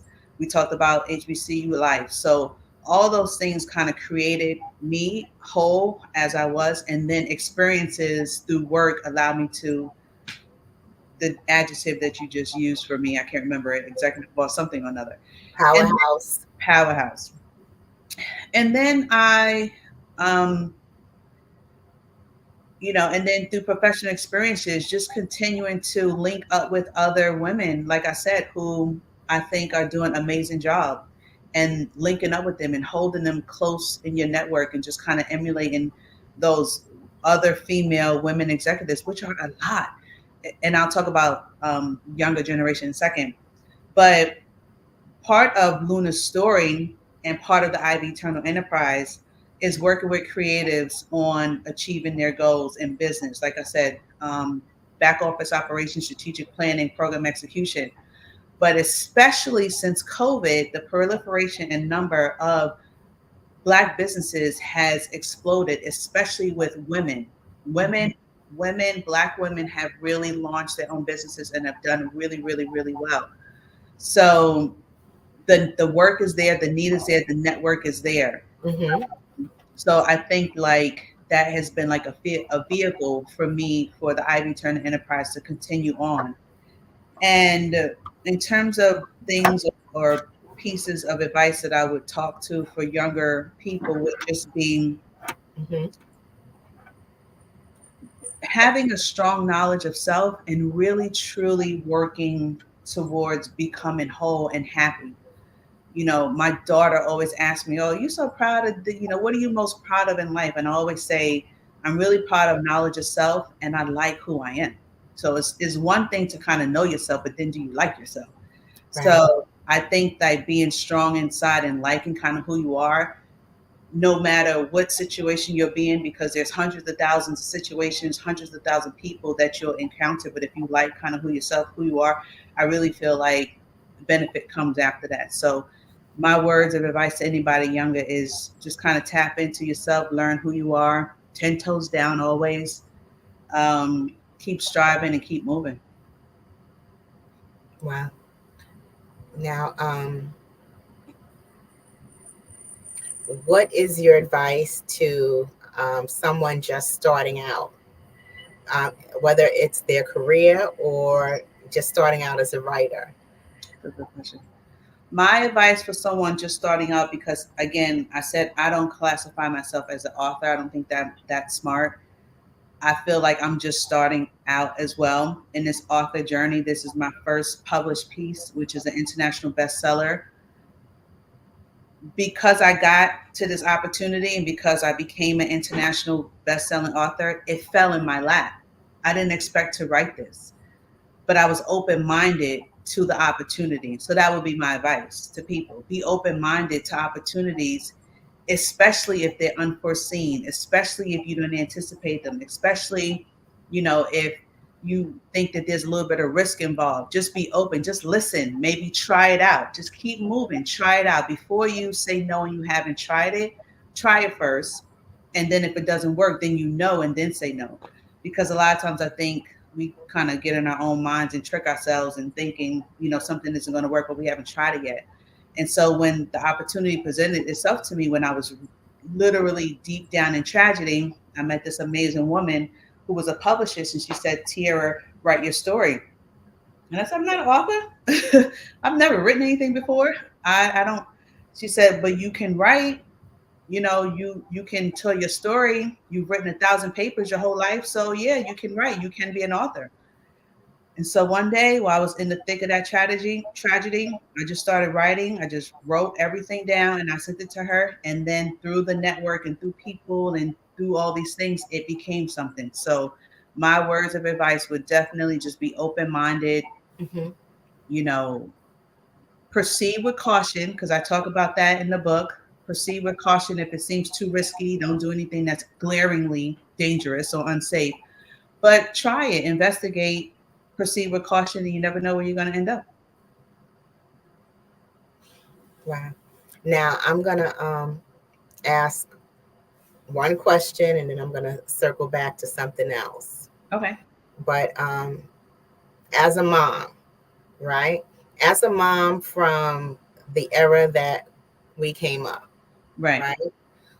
Understanding how there was not many books with young Black women as a protagonist in a position of doing something powerful or empowering, who are in the center of the story and not on the outside. Right. Yeah. Now, understanding how we came up and how difficult it was for us to see ourselves in a book, in a book. Yeah. How do you feel about these book bans as a mom? And what are your thoughts on it? A mother. The book. Say more about the book bans. Well, and in areas such as Florida, they're passing, or they have passed in the courts, some regulation regarding the restriction of certain books from public spaces, such as schools, institutions, and libraries. Okay. The book bans. It's called, hold on, let me get it exactly. It's called, the Anti-Woke Act is one of them. Anti-woke? Anti-woke. And then it's House Bill 1069, which limits the discussion of racism, gender identity, and sexual orientation. And it bans such books as books titles by Toni Morrison, Alice Walker, Sapphire, Angie Thomas's The Hate You Give, James Baldwin, J.K. Rowling, Judy Blume. These are the books that are being banned very specifically in Florida and other jurisdictions around the country. So now understanding that when we were coming through school, we had to read whatever they assigned, write a book report on it, and none of those characters looked like us, felt like us, thought like us. But we had to identify who these people were enough to come up with some intelligent statements or conversation about who these characters were and how these characters that we did not choose impacted us in order to write these book reports. Yeah. So, and then we not say had to, we were supposed to read each and every book in its entirety. Yeah. To have these discussions. Right. So understanding what our experience was. Yeah. What are your thoughts and feelings on the book bans? And they're in isolated places around the country, but seeing how this list has expanded from 100 titles to 1,000, over 1,000 titles, I think this is something that we need to be cognizant of.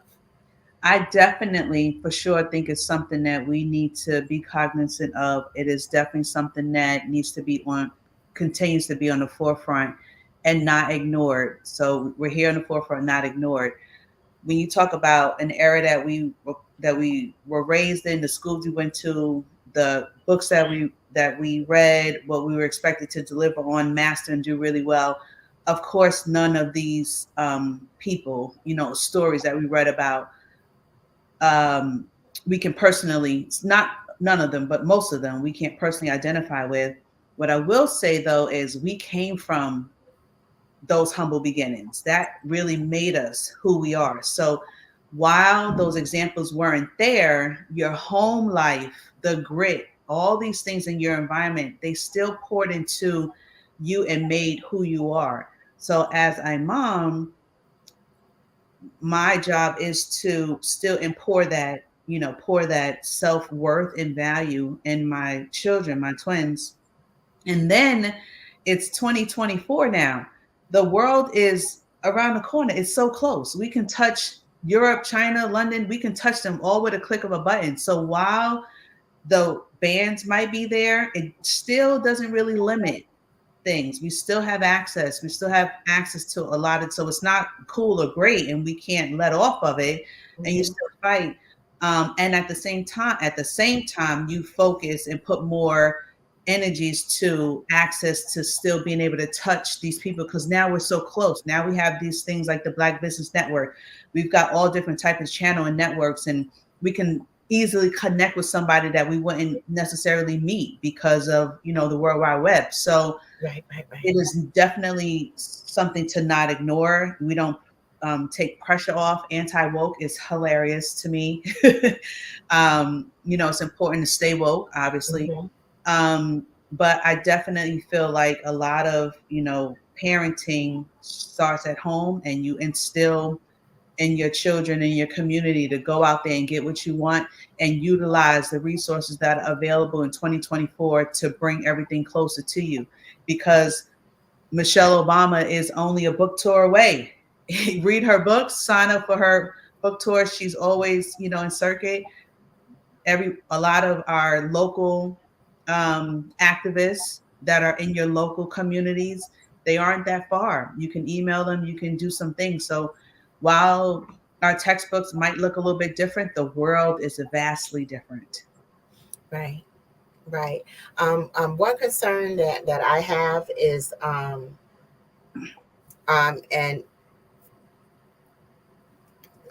we come from a supportive family. Right.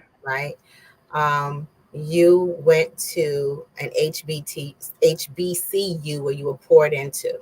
Right.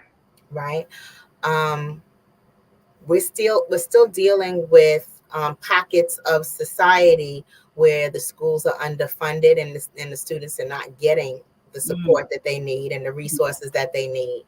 And then on top of everything else, important works are being banned. So if these are the students who are already struggling with school systems that are under budgeted, under resourced, and then they're being not encouraged but discouraged from reading important works, it's almost as if they're fostering Yeah.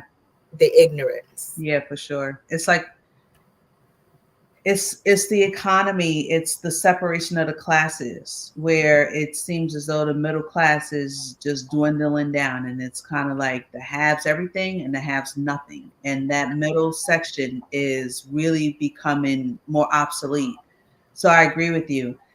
I also I experienced the effects on um, children in schools as a result of COVID. They weren't able to go. They missed almost a year and a half, almost 2 years of in-person education, and especially elementary school students. Can you imagine being fourth grade and trying to learn math on a computer? So especially in those underserved or kind of risky areas, it's challenging. I do know that some of the local government programs have poured resources into our local communities who have been at a disadvantage for certain. And that's why I say we don't let up on those anti-woke things. We don't ignore it. We're not letting up. We're not looking the other way. We are still trying to build up the middle class for certain through things like utilizing all the access and resources that are available. Right. I have read this book called Be a Revolution. Yeah. And it's a recent release, but one thing that stuck out was she advised us to take part in the school board meetings. Yes. And school board elections. When those members are being elected, we need to pay attention. Yes. And show up. And honestly, I was always one of those people that was a general election and I'm in line to vote for the senator kind of person. But just reading her explain just how important it is to pay attention to who's being voted in as a judge and who's being voted in onto the school board, it clicked just seeing that in writing, because I would have never paid attention to that because my kids were in Catholic school. I think that is it's a great point that you make for paying attention and being involved in that space. And at the same time, I think the space to really focus on is your house, is your home. It starts with a parent, a mom who is woke enough to know to be active in that space with the local school boards at school, being super active. So that is one avenue and one realm. I think it really starts at home, though, to be a very active and present parent, to know that, a younger male, a Black male, I worked with him, a coworker, and he was at the time 23, just a friend. But he said, we started talking about if we want to have kids, what kind of schools would our kids go to? He said, it doesn't matter what kind of school my kid goes to. And I said, why? And he said, because I am responsible for their education. I employ the school, whether you're private school, charter school, public school, it doesn't matter. I am the person who looks at the curriculum. I am the person who will look at the books. I am the person who will look at the assignments. I, along with my trusted network, will look at the content to make sure that they're getting what they need or whatever I determine as a level of education. I don't rely on and expect a school to educate my child. I'm employing you to teach my kid, what they need to be taught. And so that will always stick out for me. And so, yeah, elected school boards and positions, but I really think your presence and your action is at home with your family, with your children, to make sure that they are learning what they need to learn, whatever you decide that is, whatever your definition of education is. I feel like, that is like your cue, like your responsibility at home to kind of determine that. Right. And that's an important point. It's at home, being mindful and being focused on what it is that's your kids are learning, what they need to learn, making sure to supplement that information if you don't see it in the curriculum, and then reaching out to the village, like you said, to further support. And it takes a village to raise a child, but that the education of your children is part of that as well. That's something that we need to kind of remember. Yes. So when you talk about the lack of people who are in these main characters in the books, it might not be in the book that's presented in your class, but it certainly is online. It certainly is in your network. If you talk to your parents or grandparents or whoever it is that's in your village, you can get there. You can, the information is there. So I think collectively as a group, as a culture, collectively as a group, as a culture, if we stay where we need to stay lockstep, and join forces, if you will, a cliche, it's a terrible cliche, but join forces, I think, the movement is there, the opportunity to continue to be vast is there.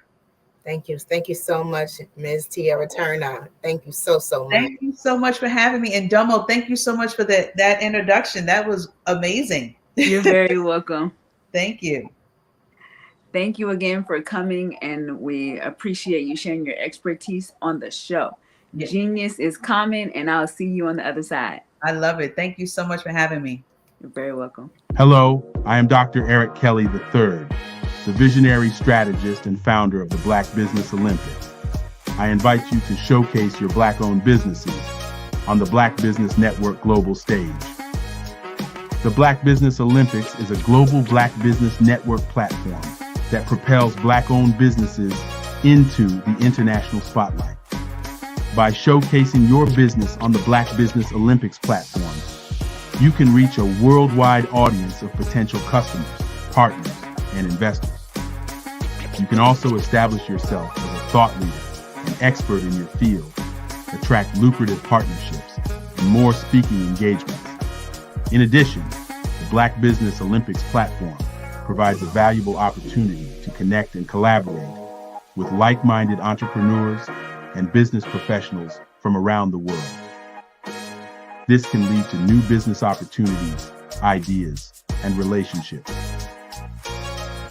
Finally, by sharing your story and expertise on the Black Business Olympics platform, you can inspire and empower others. This is a powerful way to make a positive impact on the world and leave a lasting legacy. If you are a Black-owned business owner, I encourage you to seize the opportunity to showcase your business on the Black Business Olympics platform. It is a once-in-a-lifetime opportunity to make an indelible mark on the world. Be one of the 1,000 visionary entrepreneurs who are changing students' lives, shaping industries, and leaving an unforgettable legacy for their families. Unleash your voice on our global stage and watch your business thrive. Black Business Olympics is one of the largest Black business showcases in the history of Black business in the world. Yes, the entire world. Just give me a call today at 919-308-9090.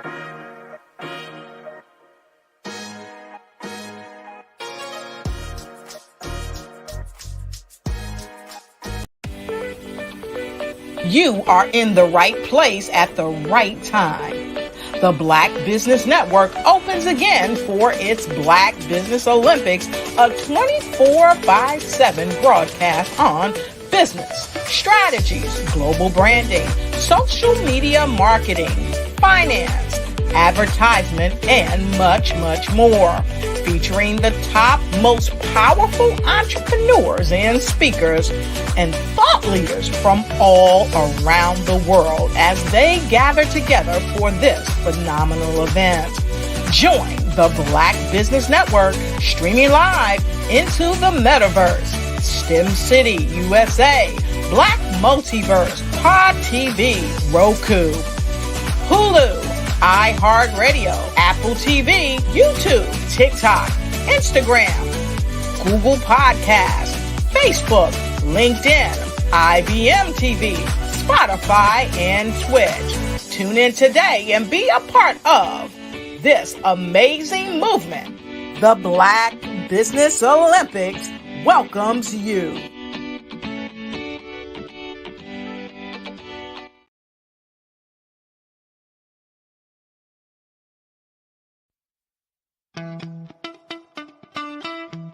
How many times have you been asked to help someone you didn't even know, a student, a business entrepreneur?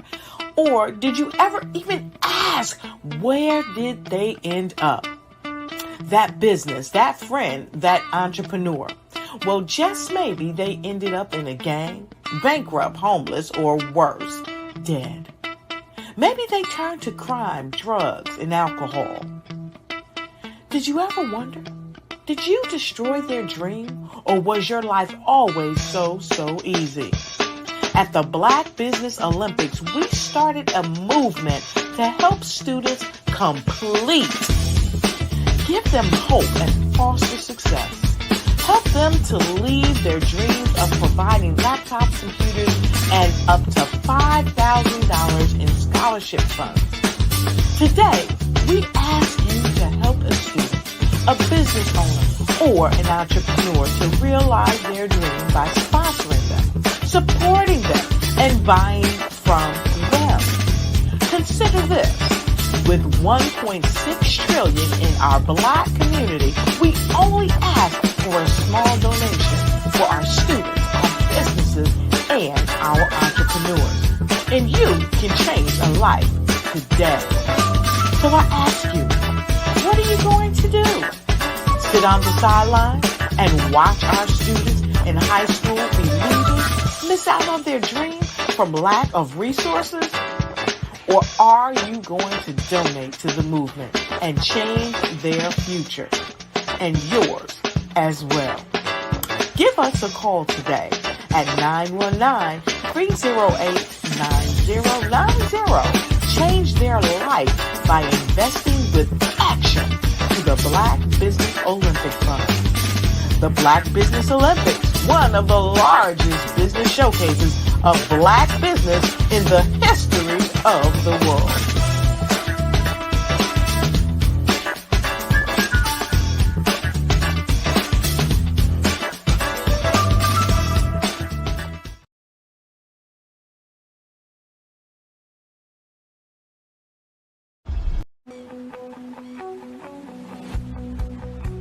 I am Black business.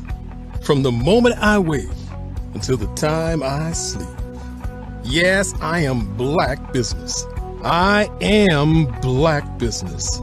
Tell me, are you Black business? I am Black business. Do you support Black businesses? Listen, I support Black business because I am Black business. Black Business Expo, one of the largest business showcases in the history of Black business in the world. The world! Sign up today at www.blackbusinessexpousa.com or call 919-308-9090. I am Black business.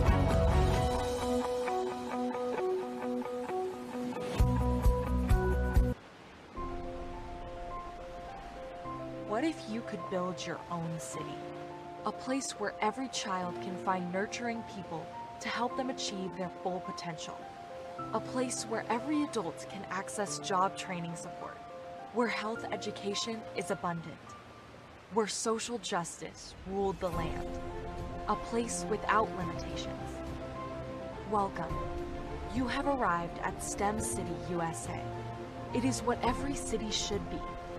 A safe and trusted community where you find people and resources to help you become everything you are and beyond. STEM City is unlike anything you have ever experienced. It is a digital twin of the world around you, only better. STEM City is about energy and soul renewal. It is more than a digital world. You can almost feel the power of live cultural events, music, and theater. STEM City promises a better future for children with caring mentors and hands-on activities with dedicated tutors to support our youth.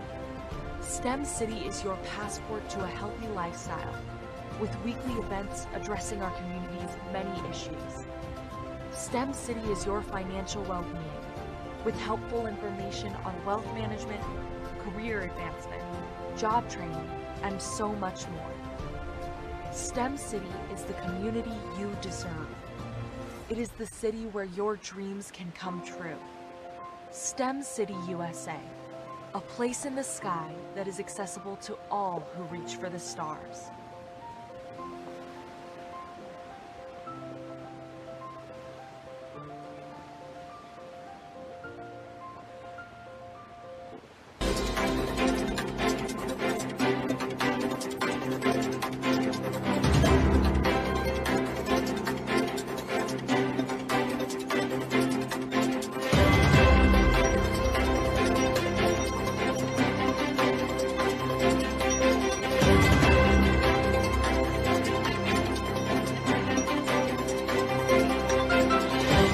5-Star BDM, Brand Development Masters, is a professional consulting and advisory group keenly focused on business development services for the small to mid-sized business and entrepreneurs. Although every business is unique, they often share business development challenges that can be addressed through smart branding. Services include process improvement and operations, digital strategy and transformation, business intelligence, digital marketing, and personal branding. Our business and personal branding company has helped a number of professionals and organizations to optimize and grow. This results in more business, more opportunities, better reach, positive outcomes. Visit www.5starbdm.com today to learn more. Art to me is a creative expression of something from nothing. You know, it explodes onto the canvas, or it explodes on in my work. One of the things that I try to do more than anything is I try to just give the lines and the movements and emotions and expressions into what I do. Art really means to me a chance to express how I feel deep down inside. Most of my art begins as a thought that I might have, you know, whether it's sports, whether it's history, whether it's a woman or a man. It pretty much starts as an idea of thought before I get into the actual image of what I'm going to draw. I do a lot of historical pieces. I was a history minor in college, and I love to do history pieces. And a lot of times I'm thinking about history, and then I try to make that history impact you as you look at it. That's one of the reasons I do pictures so large. People ask me, why do I do the pictures so big? And I tell them, I want the piece to impact them as they're looking at it, to kind of dominate them, dominate their space. And most of my pieces I try to do off page. I don't try to do anything that's going to be in those four corners or in a square. And I want your imagination to be a part of the piece that you're looking at.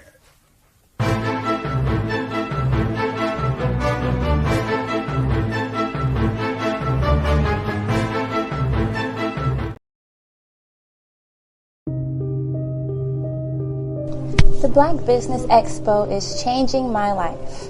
This year, they are giving away laptops and even $5,000 in cash to students just like me. I'm Alexis, and I want to go to college to fulfill my dream of becoming an entrepreneur. Help the Black Business Expo going to www.blackbusinessexpousa.com and also becoming a vendor, a sponsor, or donating.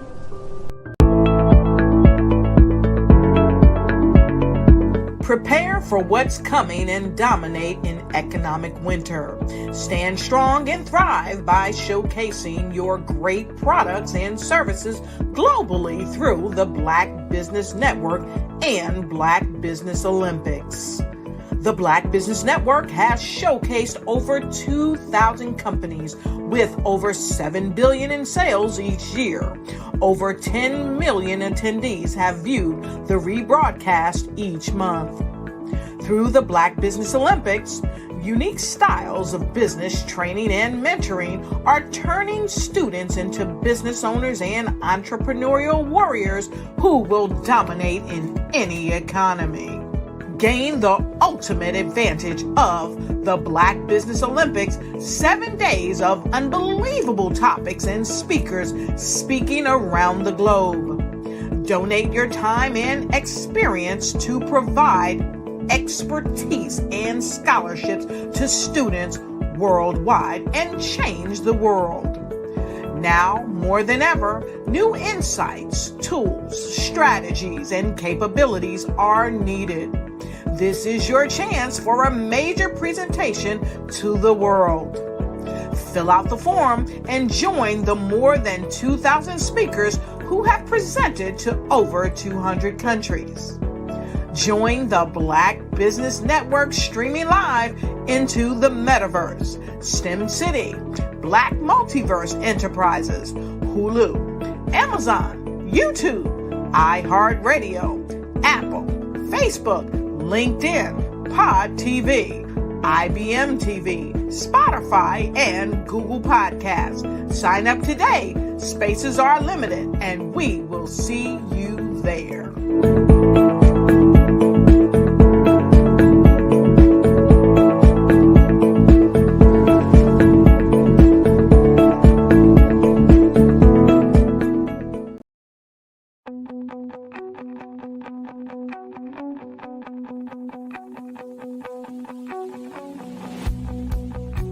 I am Black business. From the moment I wake until the time I sleep. Yes, I am Black business. I am Black business. Tell me, are you Black business? I am Black business. Do you support Black businesses? Listen, I support Black business because I am Black business. Black Business Expo, one of the largest business showcases in the history of Black business in the world. The world! Sign up today at www.blackbusinessexpousa.com or call 919-308-9090. I am Black business.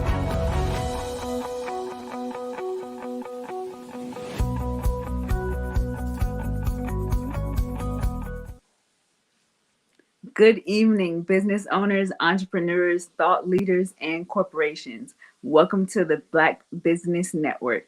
My name is Domo Jones, and I am your business moderator for the evening on the Black Business Network.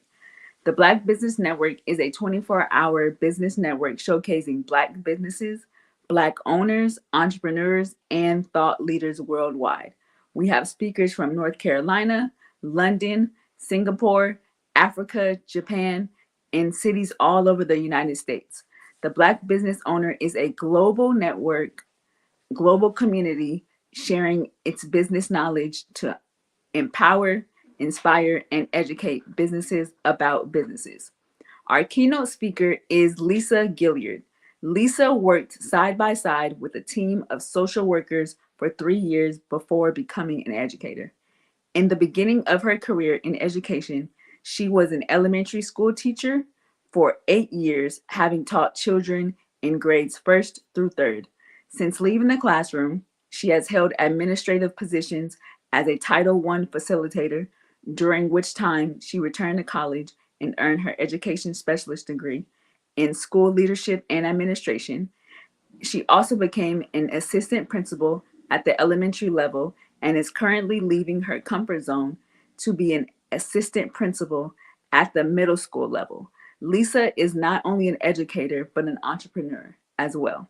She is a motivational speaker, YouTuber, content creator, and most recently, a self-published author.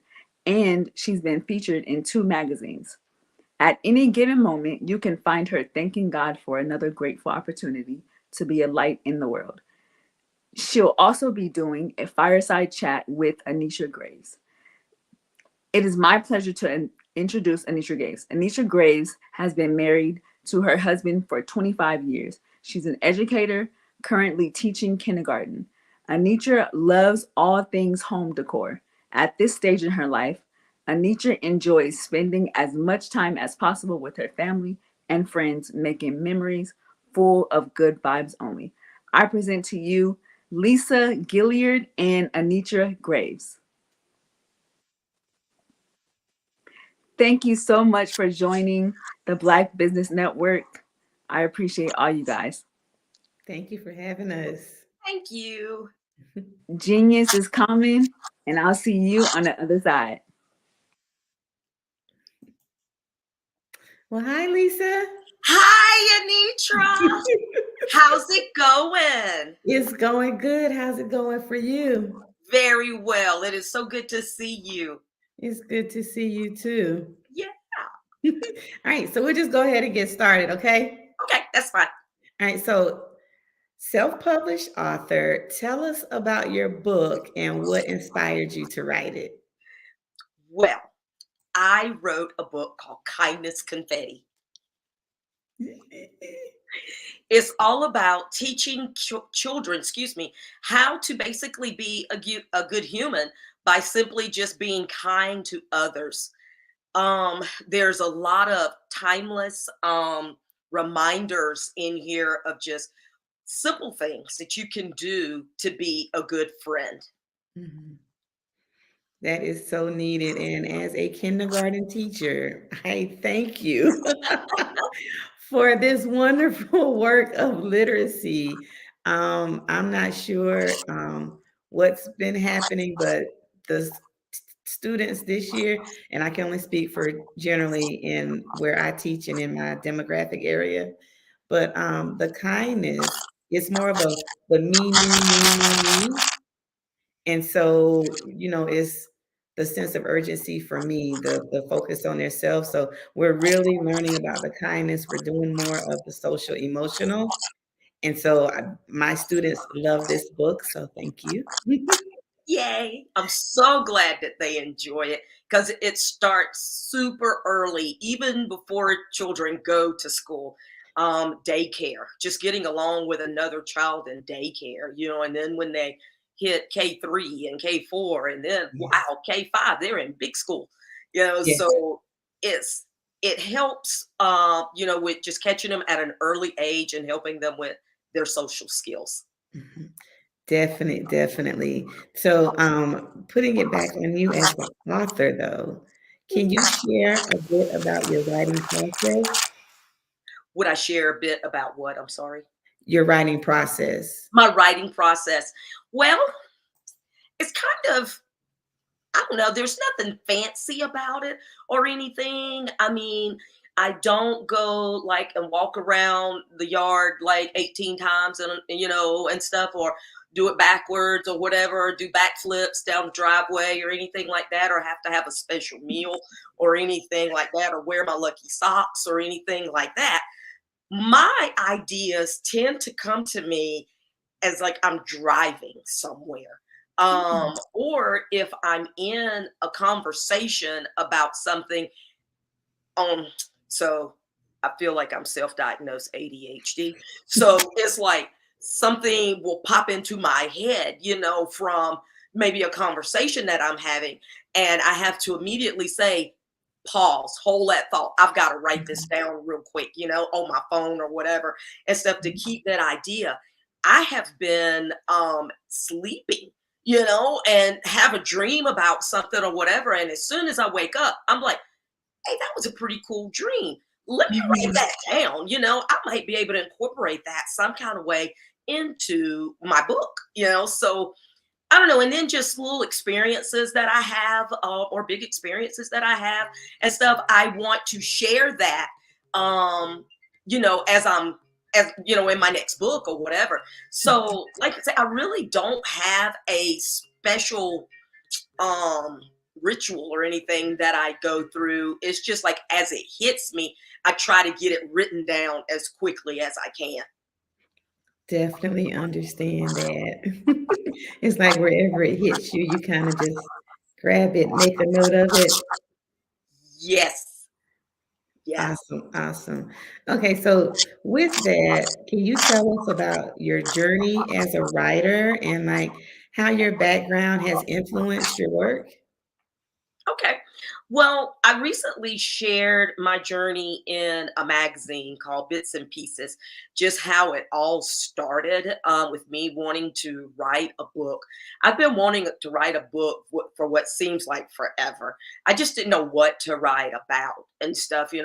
I was like, maybe I should write about my family and stuff, and then honestly, I was afraid that they might take me out or something, and and try to excommunicate me or something. Oh gosh, no, we're not that bad. We're good folks. We're good folks. But I was just, I don't know.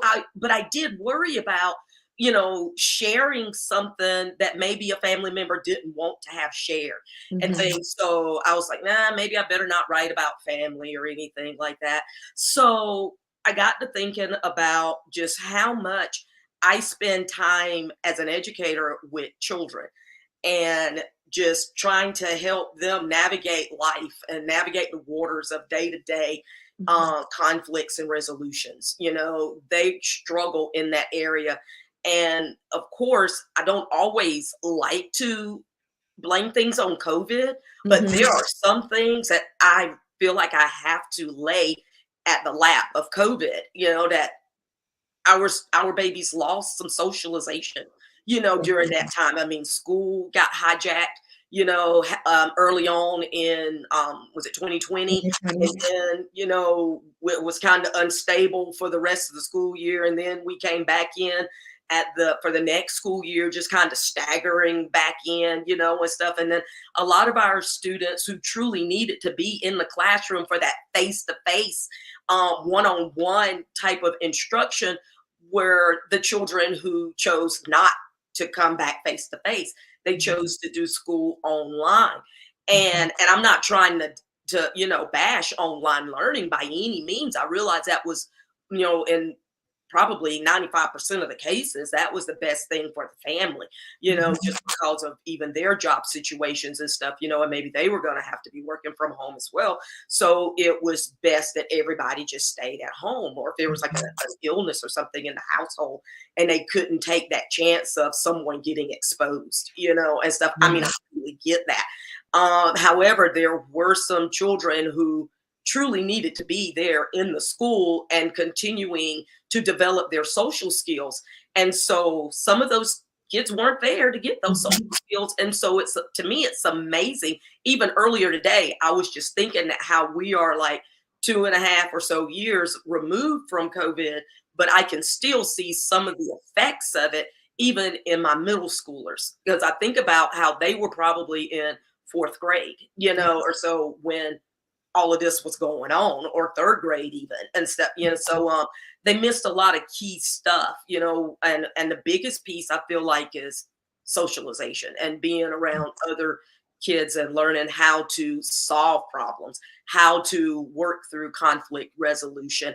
And so I was like, hey, you know what? I'm going to write a book about this. I'm going to teach children how to be kind to each other and stuff, because it seems like that characteristic or that fruit of the spirit just kind of disappeared during COVID, and stuff. And I don't know if it's just that because there was such an unknown where, we didn't know what the outcome was going to be or what it was. But yeah, I blame it. I lay that in the lap of COVID. So I wanted to just write a book on it. Finally came to, hey, I need to write a book, on teaching folks how to be kind, not necessarily even just children, because there can be some adults that are reading the book to their child, and I'm hoping that they will be able to embrace some of the things that I've talked about, in the book as well. And just a quick little sidebar. So I was at a pop-up one time and I was talking to a set of parents about my book. They were buying it for their children. And I remember the dad said, hey, do you have one for the adults? And, I was laughing it off and stuff, but in reality, we have some mean and rude adults, that I think could truly benefit in reading Kindness Confetti. But I'll start with the little ones and hopefully instill that into them, and they will know, going on through life what they need to do. I think I kind of got off topic there, with the question, but No, but it was all good. It was all good. It speaks to the background, what the pandemic and everything, and how you felt that this was needed and necessary, especially as such a time as this.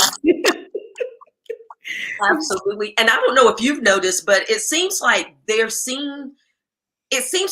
a lot of campaigning around kindness right now. It's social media. It's like, I don't know if it's just because I have a book called Kindness Confetti and maybe I'm more alert to it now or what, but it seems like there's so much stuff in social media, on commercials, just television shows, everything, where they are talking about being kind. T-shirts all over the place, things are advertising to be kind, billboards on the street, about being kind. And so I'm like, yeah, two thumbs up. Yeah, I see it too. It's funny you say that because it reminds me of like when you might get a certain vehicle and it's like all of a sudden every third vehicle you pass is like, That's oh, it. That's it. And you've only seen 4 or 5 prior to you getting yours. But when you get Right. yours, everybody's got one. Right. So thinking about kindness confetti, do you have any literary influences? Did I have any influences? Is that what your question was?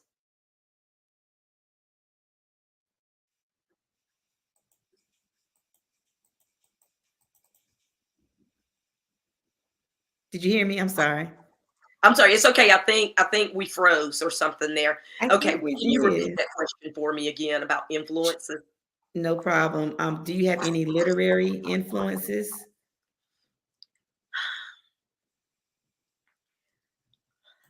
Honestly, I would say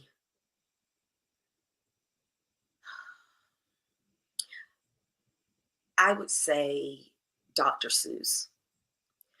Interesting. I know, and I know there's a lot of things out there, surrounding him and his whole backstory and things. But I'm gonna Mhm. tell you, I love his books. I love them because of the catchiness, that they have, and even as an adult, I still quote the Sam I Am Mhm. lines out of his book from Green Eggs and Ham. And one way particular is I don't like cold weather. And so Mhm. I tend to tell people I do not like it. I do not like cold weather, Sam I Am, and then Yeah. they're like, aha, that's funny. You just made a reference to Dr. Seuss. Yes, I did.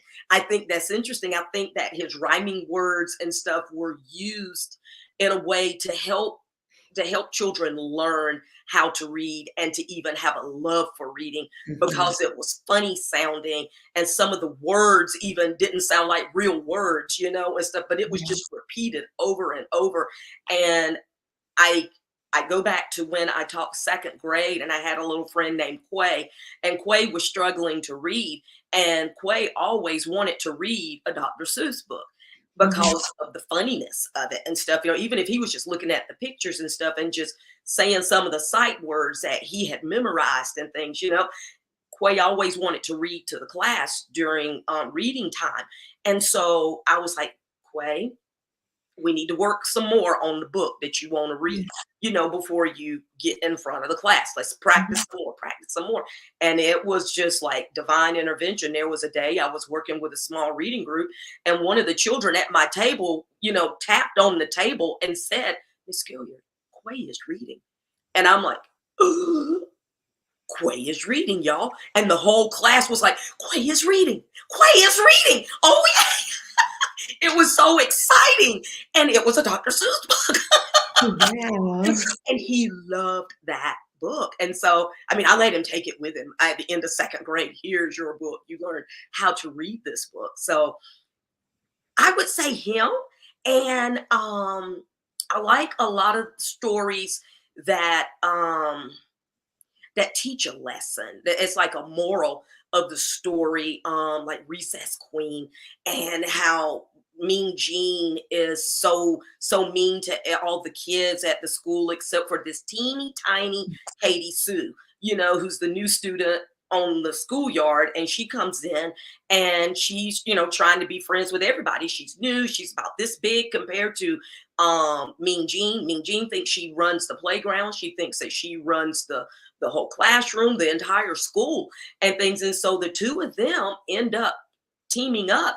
And it was like divine intervention. All of a sudden, they are friends. They're like besties and stuff. And so Katie Sue was able to balance Mean Jean out.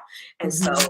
I like that, because to me, that presents a message to children, how to deal with bullies, even, and how they can actually help someone who feels like that they're in charge of everything all the time and when they're not. So yeah, I guess I would have to say those types of influences have been out there for me.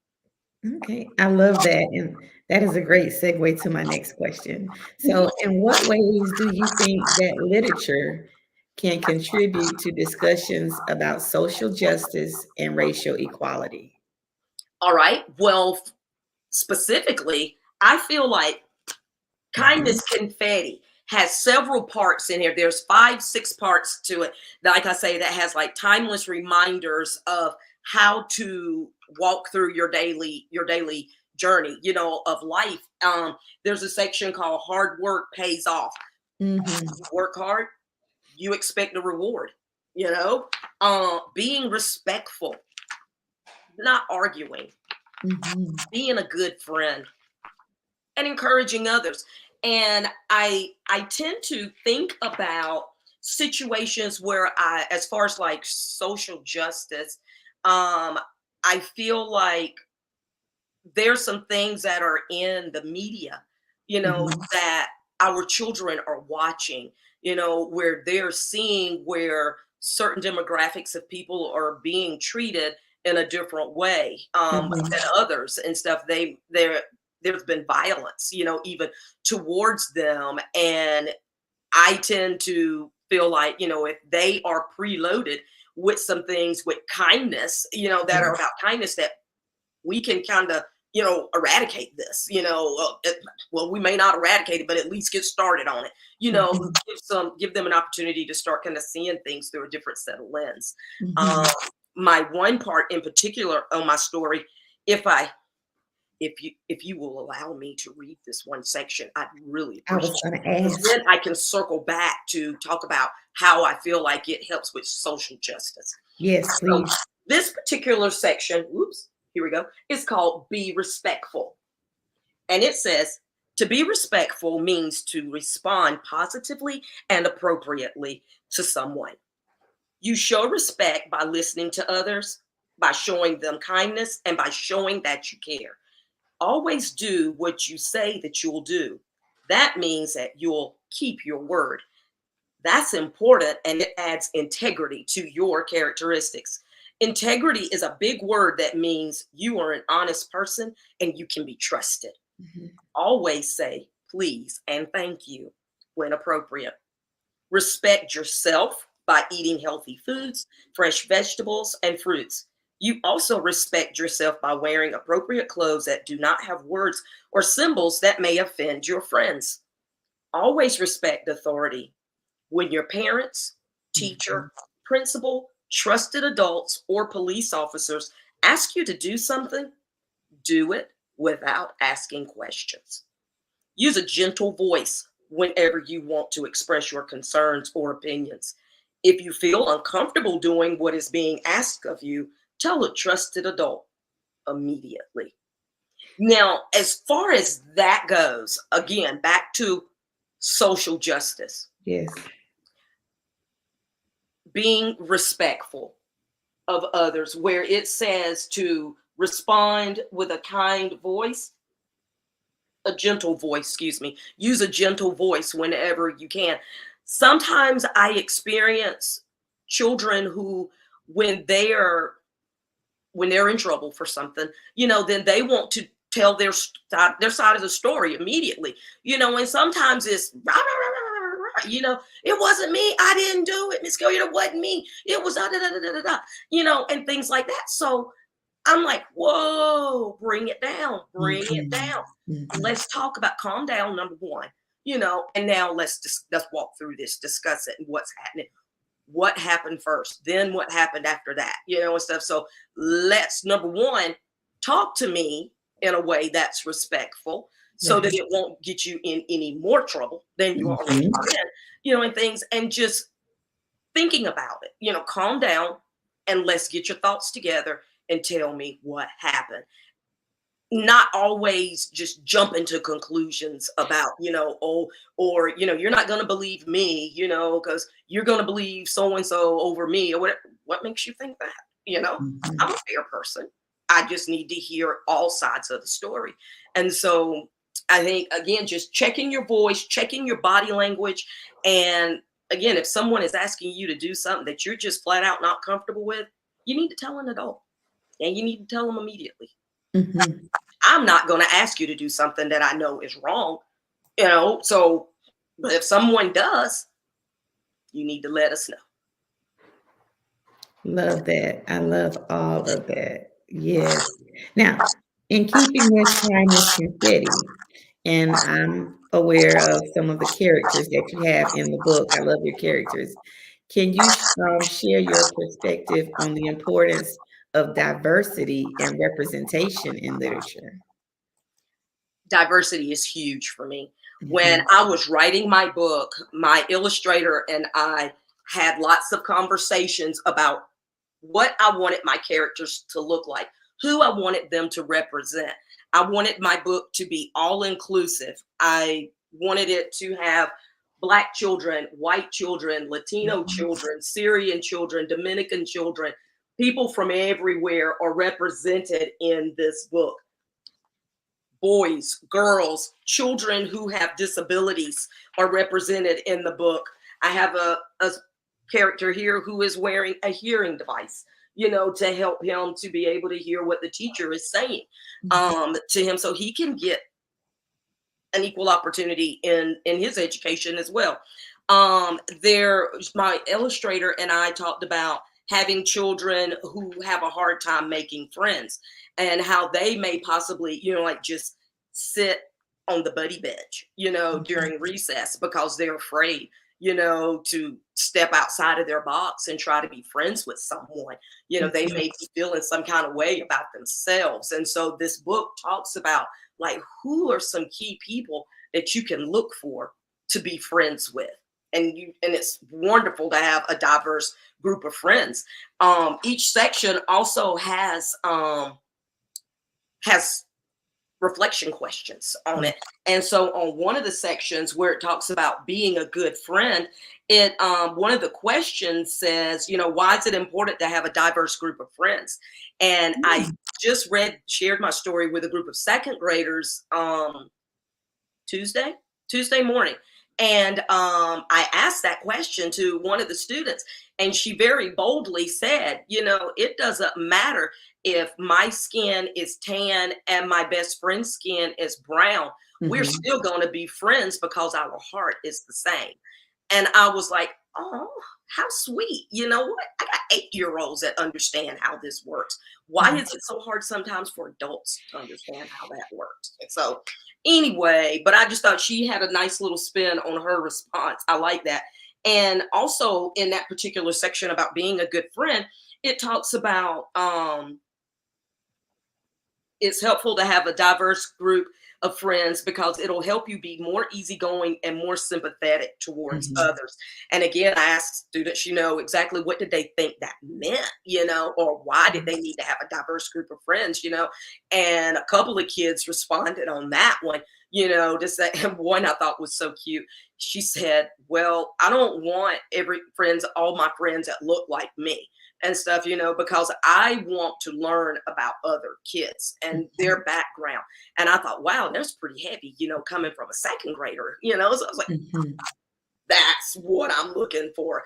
And so, yeah, that was pretty cool. So anyway, back to, I think the social justice question you were asking, I felt like that group of students really understood, like, hey, just because your skin color is a little different, it's okay. I don't need to treat you any different. I don't need to be mean to you or anything. I need to just treat you like I would treat my other friends, like how I would want you to treat me. I want you to do unto me as I'm going to do unto you. So yeah. I love that. One thing that I've noticed as an educator of the younger children is that when we talk about diversity, the first thing that comes to mind is a different skin color. But I also take the time and am very intentional just about sharing with them that diversity, you can have the same skin color, right? But you can have different experiences. Right. You can have, so that's also an aspect of diversity as well, along with different physical strengths, challenges, and things of that nature as well. So diversity to me encompasses it's such a big umbrella. Exactly. And different sections that can come down. Yeah. And then that would also allow us to have a different perspective or insight. You're so right. That even your skin color can be the same and you still have a different backstory. So yeah, different experiences. And so, yeah. Yes, definitely. So, what do you hope that the readers of Kindness Confetti take away from your book? Well, my prayer is that they will be encouraged to be kind to others. They will be encouraged to learn from their children who are learning how to be kind to others for the adults and stuff. So I want folks to take away some, you know what? Maybe I should try that.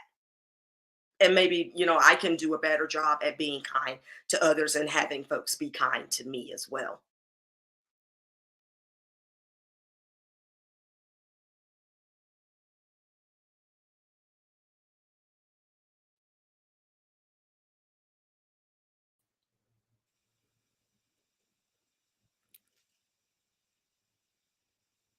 I'm back. Yay! Just checking a little audio there. I do apologize. So did you talk about what you hope readers take away from your book? I did. I Okay. did. Okay. Perfect, perfect, perfect. Yay! Do you have any? And also, not only just some of the reflection questions, but to gosh, I lost my train of thought. Not just through the reflection questions, but for them to realize, that's really not that hard to do. Just be kind. When I Right. address my students in the mornings at morning assemblies, I always encourage them to empower one another, to empower themselves, and to be the rainbow in somebody's cloud. All it takes is a gentle smile, just a simple smile, because we don't know what people are going through in life as they walk through this journey. And sometimes all they need is for someone to smile at them and be like, oh, wow, there is light out there. So yeah, I want my readers to take away all of that. Now I'm just looking through my book here in some other sections and stuff, but I just want them to take away that thought that, it's not that hard to be kind. So let me give it a try. Awesome. Thinking about the examples that you gave in your book, Kindness Confetti, and me knowing you as being such a kind person, do you have anything that you want to share just about your personal experiences in exuding some kindness towards others?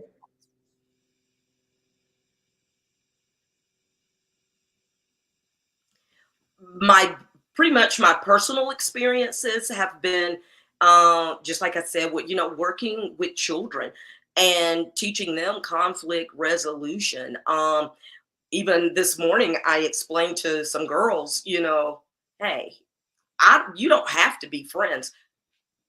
I'm not here at this school to make you be friends with each other. I don't care if you're friends or not. But what you will do is be respectful of each other. You will not let the other person's name come out of your mouth, whether it is you're not directly talking to that person, even if you're talking to someone else. I don't need you to bring that person's name up, because then that person can go right back and tell the other person what was said about them. So you avoid all of that by just keeping the name out of your mouth altogether. Okay, love that. Thinking of kindness, what advice would you give an aspiring African American writer? I believe it's the Nike slogan that says, just do it. Mhm. Come out of your shell and do it. Start writing. Get it on paper. I mean, like I said, for me, I wanted to write about my family, but I was like, maybe that won't work, or whatever. Go to plan B. Find some other things that you might want to write about. What are some things that you like a lot? What is something that's maybe going on in the world today where you feel like you could have a positive contribution to it? I'm all about positivity and inspiration and motivation. And so I wanted to write something that was going to be uplifting to folks, to remind them that, hey, trouble don't last always. There's light at the end of the tunnel. Just keep on keeping on. And like I say, hey, just do it. Just do it. Don't be shy. Just stick your foot in the water and go. Okay. And could you share some insight as to being a self-published author? Like, what would they expect in that road? So being a self-published author for me was quite a task. It was a little challenging early on. I had finally gotten all my words written. My illustrator had gotten all my illustrations taken place. You know, everything was good. All the words were on the right page with the right illustrations, and everything was great. I needed to get the book copywritten. I needed to get an ISBN and all that stuff for it. So then it was like I ran into the little the little things, you know, that could become big things and hold me up, you know, if I didn't have them in place. And so I had reached out to a publishing company, and I just kept hitting a brick wall, a brick wall, a brick wall, a brick wall. It just was not working for me. And I'm like, okay, got it. You know, I ran into issues with the formatting. I attempted 4 different people, you know, hey, can you format this for me so that it can be printed? And so tried it. It just, again, hitting brick wall right there. Nothing was working. So my school was publishing, or putting together rather, a recipe book. And so I went to the person who was in charge of that, with putting the book together. And I was like, who's printing this? Who's, you know, doing your publishing and all that stuff? And so she told me, and I was like, oh, got it. So I drove straight to that place of business that day after school, and I just unloaded all my stuff there. This is what I have. I want to get it printed, you know, and I keep hitting the brick wall with the format. And so, and I need to get it published and stuff, you know. And so they told me at the company, it was like, well, we can publish it. We can format it, excuse me. We can definitely format it for you. And we can publish it too, if you'd like. Okay. What? Yes. Okay, let's do this. So we sat down, pulled up a chair, sat down, and started going through everything, what I wanted it to look like, the size that I wanted the book to be, and everything. You know, I wanted it landscape. I did not want it portrait. I wanted it landscape, not going this way. And so I got boxed in with some other publishing companies with just stuff like that, you know, where I couldn't have it formatted in the way I wanted it to actually open up, the book to open up. Couldn't have this many pictures on the page, couldn't, you know, and it was like, I want my photos on those pages, you know, to make my book be successful. And so anyway, we sat down, and when I tell you, but God, it was a but God moment right there, because when they started looking through my stuff, it was like, yeah, we can do that. Yeah, we can do that. And we can do that too. And what about if we do this? Oh yeah, that works for me. It was a little pricier on the front end, but at the end of the day, when I'm selling my books, I don't have to share my proceeds with a company. And so that was great for me. And so yeah, that was my journey of going through self-publishing.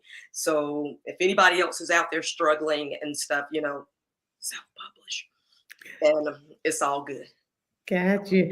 And with keeping on the business side of it, you want to share any experiences about your marketing since you are self-published?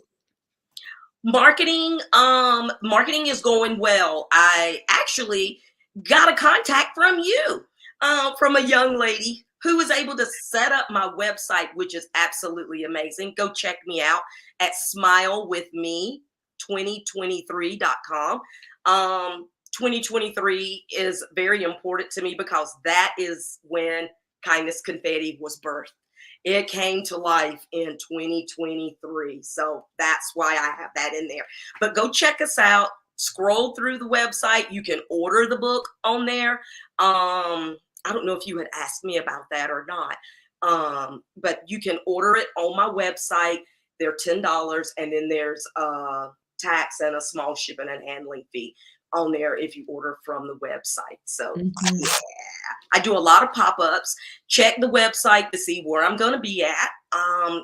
I am also working on getting some marketing together with being in the grocery stores, and it's authors in grocery stores. So I am excited about that. We're just kind of waiting for all of that to be finalized. Well, thank you so much, Miss Lisa, for gracing the stage. I definitely do appreciate it. Can you tell us really quick where they can find you? Yes. Smile with Me 2023 is SMILEWITH2023.com. SmileWithMe2023.com is where you can find me, my book, all kinds of stuff. I also have a YouTube channel that's called Smile With Me, and it's all about positivity and inspiration as well. And Anitra has one too. She has a YouTube channel too, so y'all have to check her out. Thank you. Miss Anitra, can you let us know where they can find you? Yes, my YouTube channel is Be Encouraged with Nitra. So that, and it's all together, no spaces. Be Encouraged with NITRA. Thank you guys so much for coming on and sharing your expertise. And genius is coming, and I'll see you on the other side. Thank you, Donna. Every dollar counts. So we want to remind you to donate to the scholarship fund. We want to thank all our Black Business Expo USA sponsors for February 2024. And they are NC 100, Moody Capital Partners, Suede Soul, Lotus Roche Coaching and Training, the Hello LLC, Carolina, Virginia Minority Supplier Development Council, Step Management, Barbara H. Smith LLC, Margie McLean Foundation Incorporated, Genius is Common, 5-Star BDM Media, Earth Essentials, Mullane Shani Global, Executive Women's Success Institute, The Quality Coaching Company, Superwoman Business Services, Creative Force Studios, Lee Entertainment, Artistic App Design, and Black Business Expo USA. And as always, genius is coming, and I'll see you on the other side.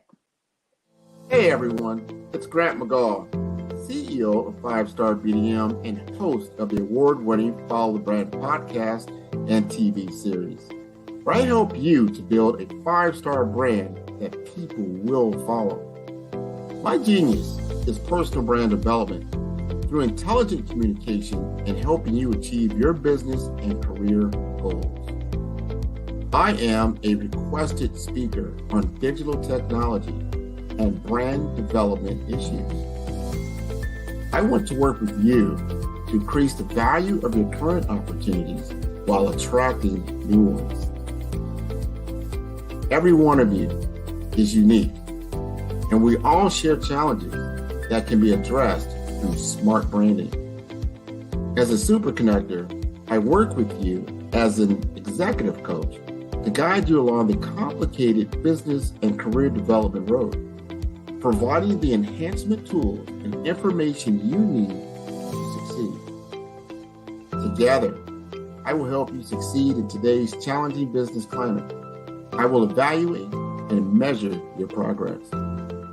Best of all, I am right alongside you every step of the way. Build the brand called you. Genius is coming. It's your time to ignite and take flight in every area of your life with the new Ignite and Take Flight Planner 2024. It's time for you to seize the year with your great new planner. You see, this planner is designed for every entrepreneur to pursue strategic planning that cultivates leadership, accountability, gratitude, and leads to your ultimate success in life and in work.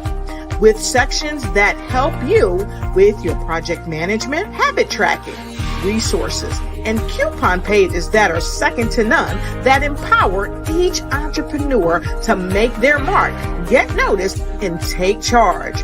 Reach the pinnacle of success like never before through effective planning. So get your Ignite and Take Flight Planner 2024. It's time for you to ignite your future. Hey everyone, it's Grant McGaw, CEO of 5-Star BDM and host of the award-winning Follow the Brand podcast and TV series, where I help you to build a 5-star brand that people will follow. My genius is personal brand development through intelligent communication and helping you achieve your business and career goals. I am a requested speaker on digital technology and brand development issues.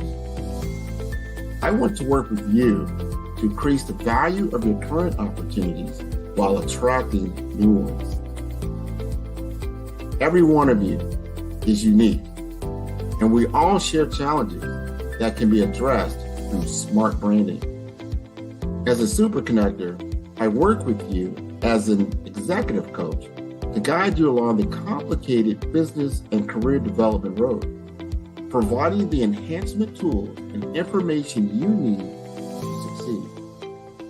Together, I will help you succeed in today's challenging business climate. I will evaluate and measure your progress. Best of all, I am right alongside you every step of the way. Build the brand called you.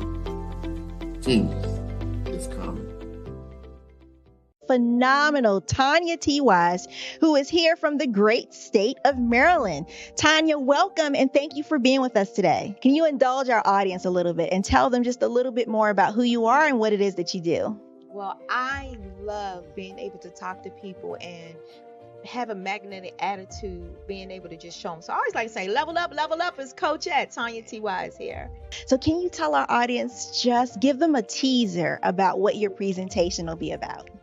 So my philosophy is that we should all be living our dream life. So tomorrow I'm going to talk about how you start living your dream life. What are some of the things that you thought about in your childhood that you just kind of let go and dormant? Wow. And I want to reignite that and just give you some pointers and some tips, some tools, some strategies to be able to start living your best life now. And guess what, Wanda?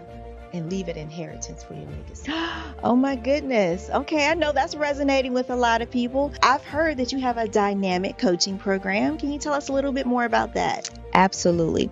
So our coaching program help people that have the lack of time, that lack strategies, and lack the confidence to go after their dream life. So we help them implement tools, we help them implement strategies, as well as give them resources so that they can live their best life now and leave that inheritance. Wow. Oh, I love that. I love the leave the inheritance part.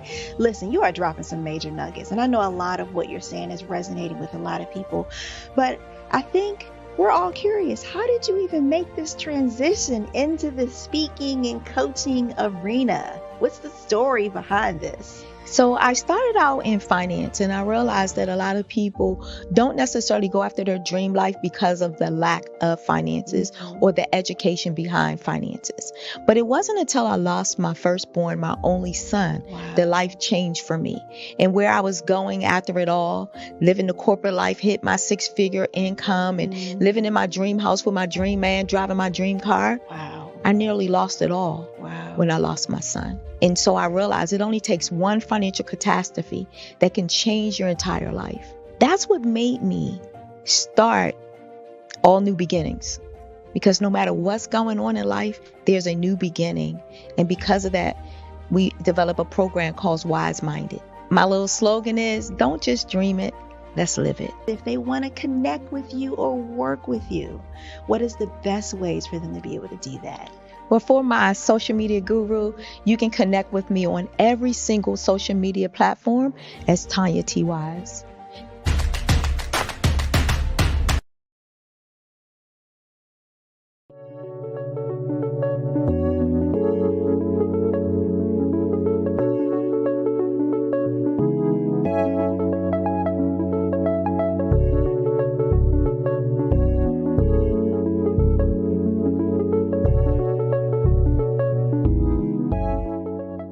passion has been around helping communities of color and historically underrepresented and underserved communities, minority, rural, veterans, persons who are differently abled, in the intersection of education, innovation, technology, industry, and let's throw some entrepreneurship in there just for fun.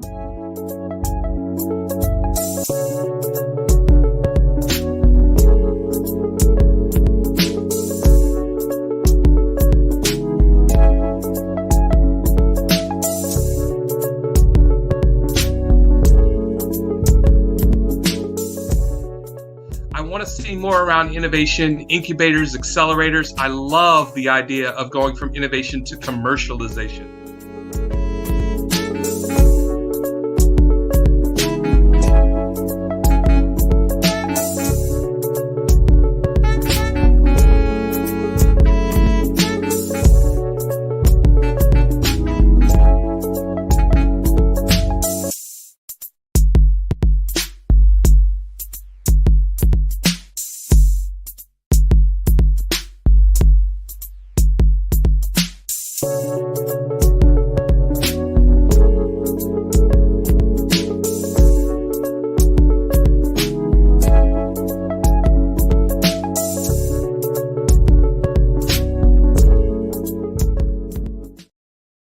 I am from Washington, D.C., but I was raised in Durham, North Carolina.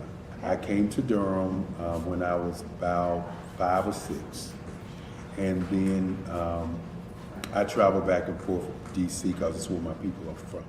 One of the unique things about my family is my mother, she's also an artist. She does quilting, and she does a lot of artistic things. And then my son, he draws with both hands, his right hand and his left hand like I do. So that's kind of a family trait.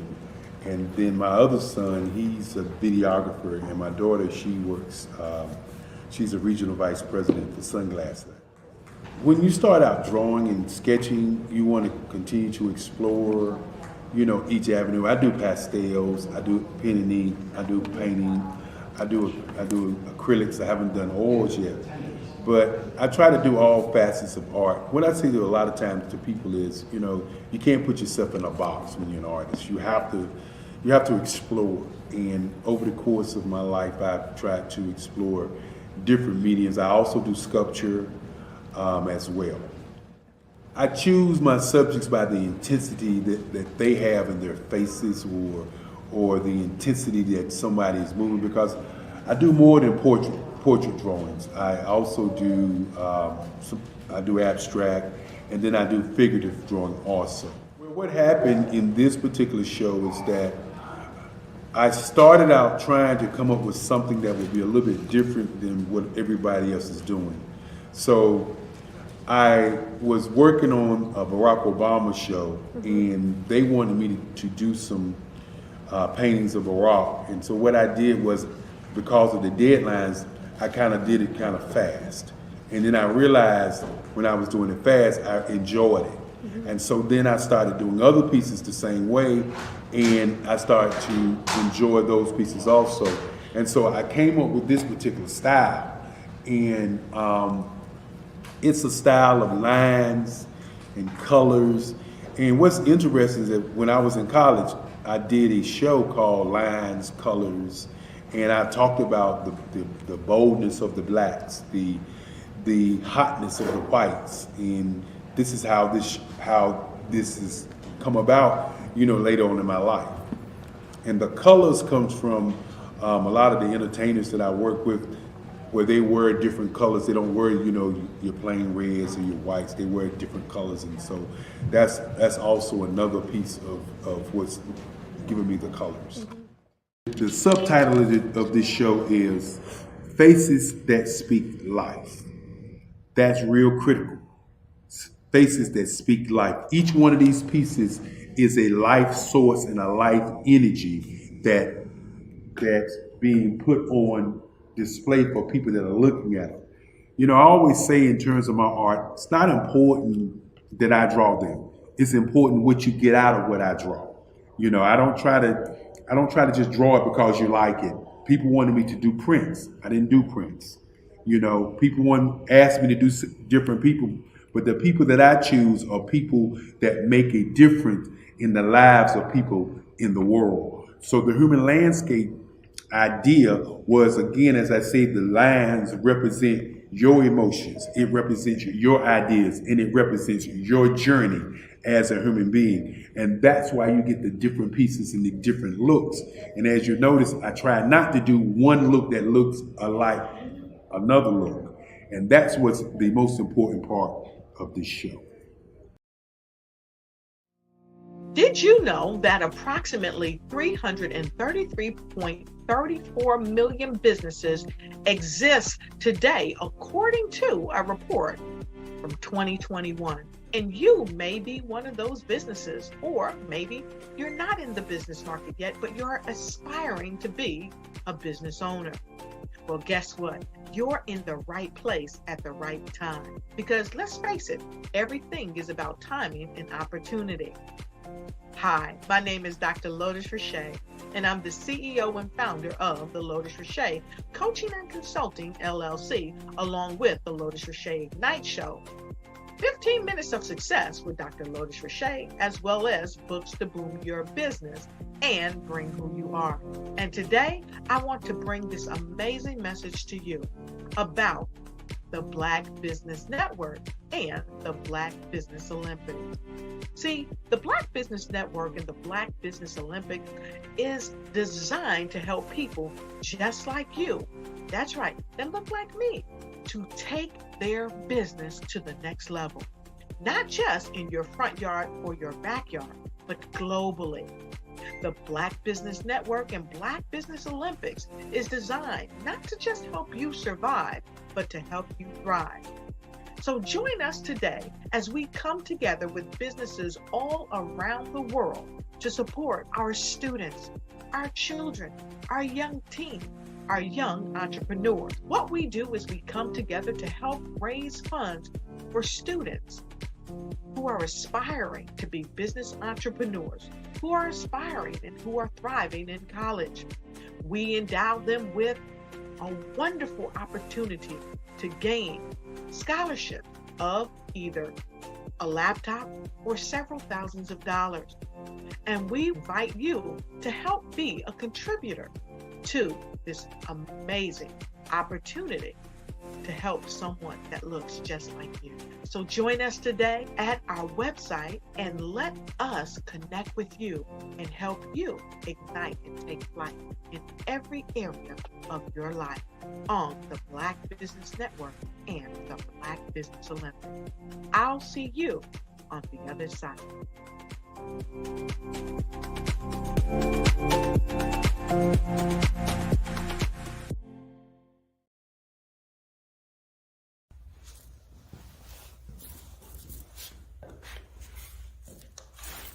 How you doing? I'm Rodney Allen Rippey. Yeah, the child actor. Well, now, leading man. Some of you might remember back in the day, the Harlem Globetrotters popcorn machine. Remember that?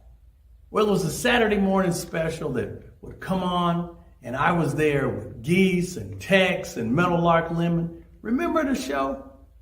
Well, I had a great time. And I have to say a huge, huge thank you to all my fans out there. Thank you for all the years of support. I went on from the entertainment industry. I started getting into producing and directing. And now, hey, here I am. I'm a studio executive here in Burbank, California at 2526 Studios.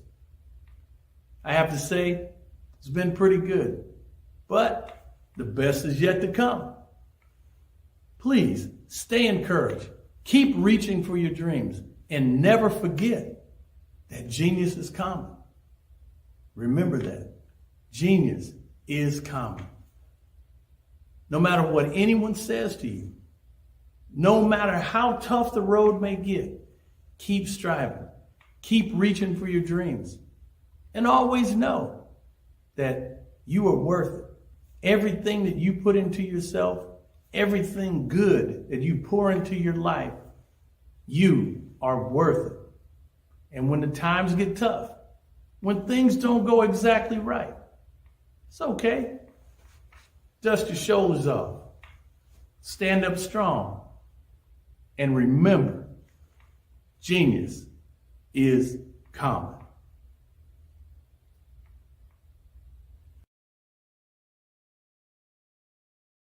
I'd like you to imagine with me, if you will, opening an app where you can collaborate with like-minded individuals from around the world, get inspiration and in-app tools to launch and grow your business, as well as share your knowledge and earn compensation, all in one app. Well, the name of that app is Truso, short for Truly Social.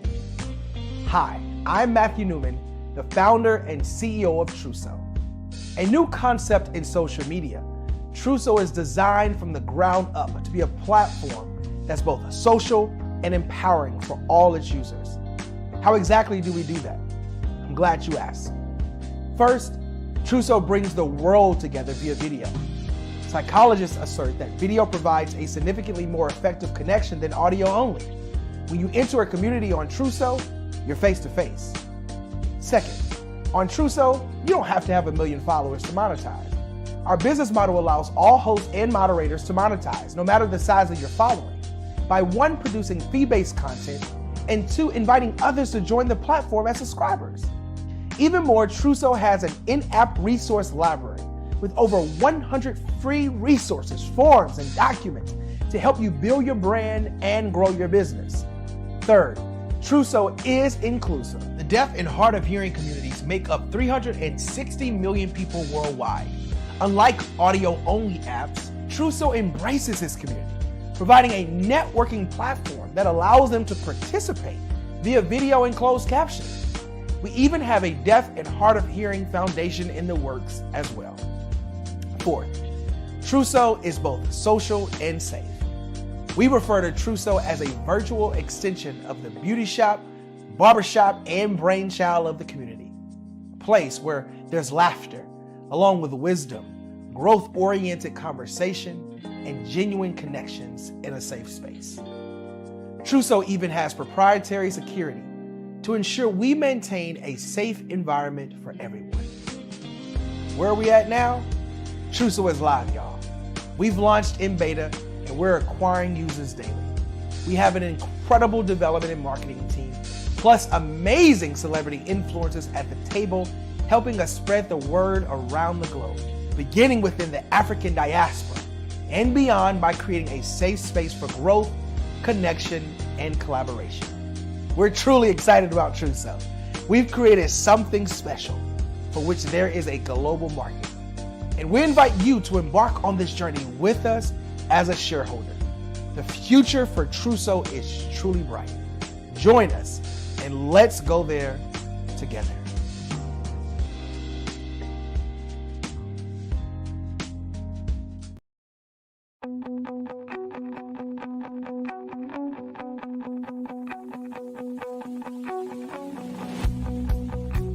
I am Black business. From the moment I wake until the time I sleep.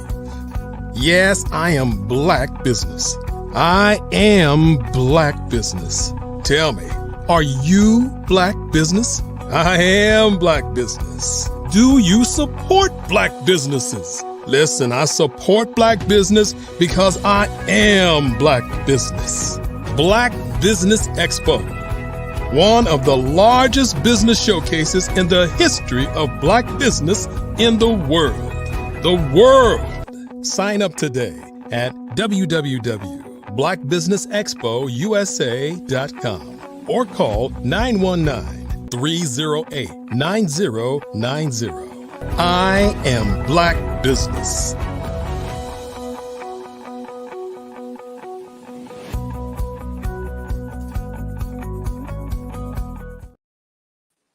Good evening, business owners, entrepreneurs, thought leaders, and corporations. Welcome to the Black Business Network. My name is Domo Jones, and I am going to be your business moderator for this evening on the Black Business Network. The Black Business Network is a 24-hour business network showcasing Black businesses, Black owners, entrepreneurs, and thought leaders worldwide. We have speakers from North Carolina, London, Singapore, Africa, Japan, and cities all over the United States. The Black Business Network is a global community sharing its business knowledge to empower, inspire, and educate businesses about businesses. Our next speaker is Portia Mystique Steele. Portia Mystique Steele is an award-winning book coach, TEDx speaker, author, and CEO of Mystique Rose Publishing Services. As one of the youngest Black female self-publishing experts, she helps high-performing CEOs combine their story and wisdom to publish highly impactful books to generate income, influence, and expand their thoughts on leadership. When she's not publishing books, she tutors middle school and high school students on creative and essay writing. She has been featured in multiple publications, including The Business Insider, CEO Weekly, US Reporter, and so much more. Without further ado, I present to you Portia Mystique Steele. Thank you, Damo. That was a dope introduction. You're so very welcome. And thank you so much for being on the Black Business Network. Thank you so much for having me. I'm excited. Yes. And as always, genius is coming, and I'll see you on the other side. Thank you so much. Hi, everybody. Good morning, good afternoon, good evening, wherever you are. You know a little bit about me, but this isn't about me. This is about you. And today we're going to take a look at the power of Black stories in business. Now, let me just start with a quick question. When I say the term businessman or woman, what pops into your mind? I bet you we saw the same thing. Truth be told, 9 times out of 10, when somebody says businessman, we typically see a white businessman. When somebody says a businesswoman, typically we see a white businesswoman. It's neither right nor wrong. It really just is a fact. I want to throw some statistics at you. Are you guys ready? Now, if you have pen and paper, I want you to write this down because we're going to do a little bit of math. Just a little bit. No need to get scared. All right. Let's take a look at this. In 2021, Zippia said that for business owners, 67% of business owners were white. 15.5% were Hispanic or Latino. 6.4% were Asian, and 6.3% were Black or African American. Now, we are in the Black Business Expo, and this is the Black Business Olympics Literary Edition. So I want us to really get clear on what we're talking about here. According to Zippia, only 6.3% of business owners in the US are currently operating. Now, I'm going to say something kind of radical. I believe these statistics are inaccurate. Why? Why do I believe that? Well, I'll get to that in a second, but I will say that I believe it's due to the limited voices that we have in this space. It's a long-standing belief that Black business owners are created through entertainment. Let's just break that down for a second, right? When you think of Black business owners, 9 times out of 10, we think about people who started in the entertainment industry and became business people afterwards. Jay-Z, Serena Williams, Rihanna, Oprah Winfrey. These are people who were in entertainment in some shape or form, whether it's through music, sports, television, whatever. They started in that space and became massive business owners after. And that's what many people believe, of all races throughout the world. But we usually know that to not be true. I mean, Madam C.J. Walker, Damon Johnson. And yet somehow mainstream refuses to acknowledge that truth, that Black business owners are not always created out of entertainment. Here's the biggest problem. Now, according to that Zippia statistic, and get your pens and pencils ready. I need you guys to write down these numbers. We're going to calculate. They said that 783,183 businesses were operated in the United States as of 2021. So let's just say 780,000. 780,000 businesses operating in the United States. Now remember, 6.3% are Black owned. So if we do a little math, that means that out of that 780,000, only 49,340 business owners are operated or majorly operated by Black owners. Let's do that percentage one more time. 780,000 businesses, 49,000 are Black. However, if you research that figure as a standalone number, if you just went to Google or any research or statistic place or platform, and you say how many businesses are owned by Black people, Black Americans, you're going to get a number anywhere between 140,000 and 170,000. And that's for 2021. So going back to that Zippia statistic, they are claiming that only 49,000 Black business owners are currently active. But if you search it as a standalone comment, you get 140,000. That's 100,000 people not calculated for. 100,000 Black business owners not being taken into account. So why the huge jump? Now, I believe that, yeah, we could blame the inaccuracies in data collection. I mean, at the end of the day, it really isn't an exact science. But I think outside of the inaccuracies in data collection, the issue really isn't how the data is collected, but from whom. In that pool of 780,000 business owners, it is highly likely that our voices were simply not loud enough. And despite what many people say, and you may not be happy with what I'm about to say, we are the ones stifling our own voices. We are bearing our own stories. I'm gonna give you some more statistics, right? I hope you're following me. If you're watching this live, go ahead, drop it in the comments for wherever you are watching this. Let me know that you are following me. Let's jump into another statistic. In 2020, right after the pandemic, there were 10,700 Black authors published publicly. 10,700 Black authors. Now, only a small percentage of that were authors who wrote business books, right? Those books that help us with business development, they help us with financial stability, they help us with mindset stuff.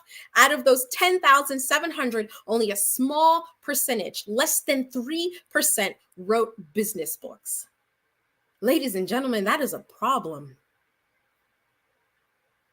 Now, you see, our stories, yours, mine, and every other entrepreneur that you know of, our stories and our expertise is the key to educating and inspiring business leaders and entrepreneurs of future generations.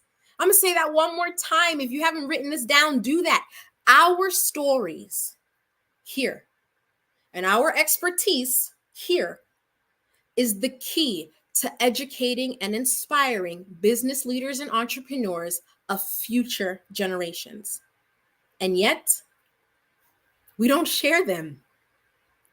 We have all of these stories about how we got to be where we are in our businesses. We have all of this expertise and knowledge that we have collected from the industries that we are in, and yet we don't share them. Well, in today's conversation, I'm going to break down two things for you. Number one, I'm going to talk about what happens when Black leaders actually share their stories in business. And number two, I'm going to share how you can craft your story and use it in business in only 4 simple steps. So let's start with that first one, right? What happens when Black leaders share their stories in business? Now, as I mentioned, in that 10,700 pool of Black authors who published their books publicly, only a small percentage wrote business books. So if I told you to think right now, go ahead, just close your eyes and think, who do you know that's a Black business owner that wrote a book that was globally impactful? Go ahead, I'll give you a second. Drop it in the chat if you want to. Write it down in your notebook or just say it out loud. Who do you know that is a Black business owner that wrote a globally impactful business book? We could probably count them on our fingers. But what I did was I chose 3 that had true impact. And I'm going to start with Chris Gardner. Now, many of you know Chris Gardner the same way I found out about him, which wasn't through a book. It was through a movie, The Pursuit of Happiness. Now, The Pursuit of Happiness was actually a book, and it was one of the most profound stories of our generation about resilience and triumph. We all know it.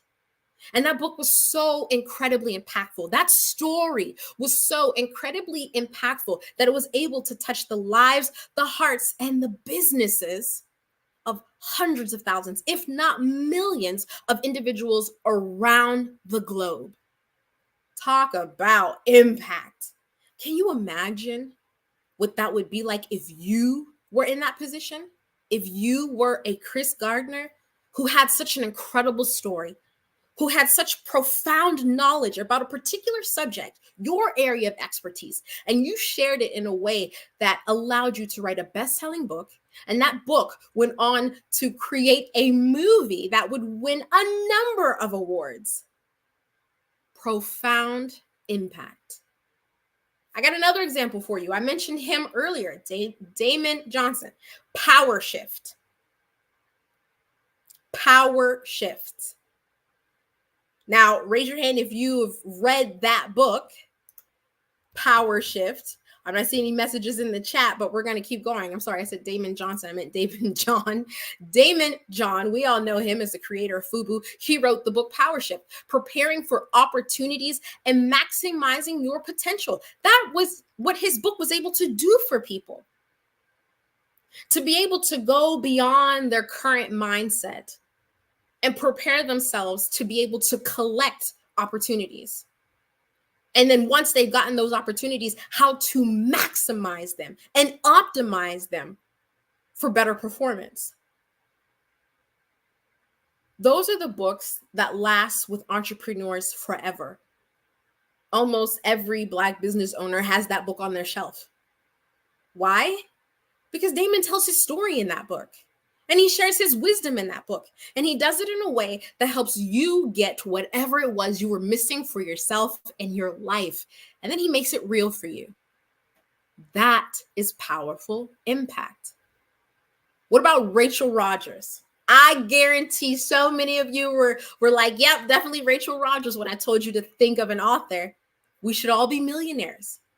We should all be millionaires was on the New York Times bestselling list for I honestly don't know how many weeks, right?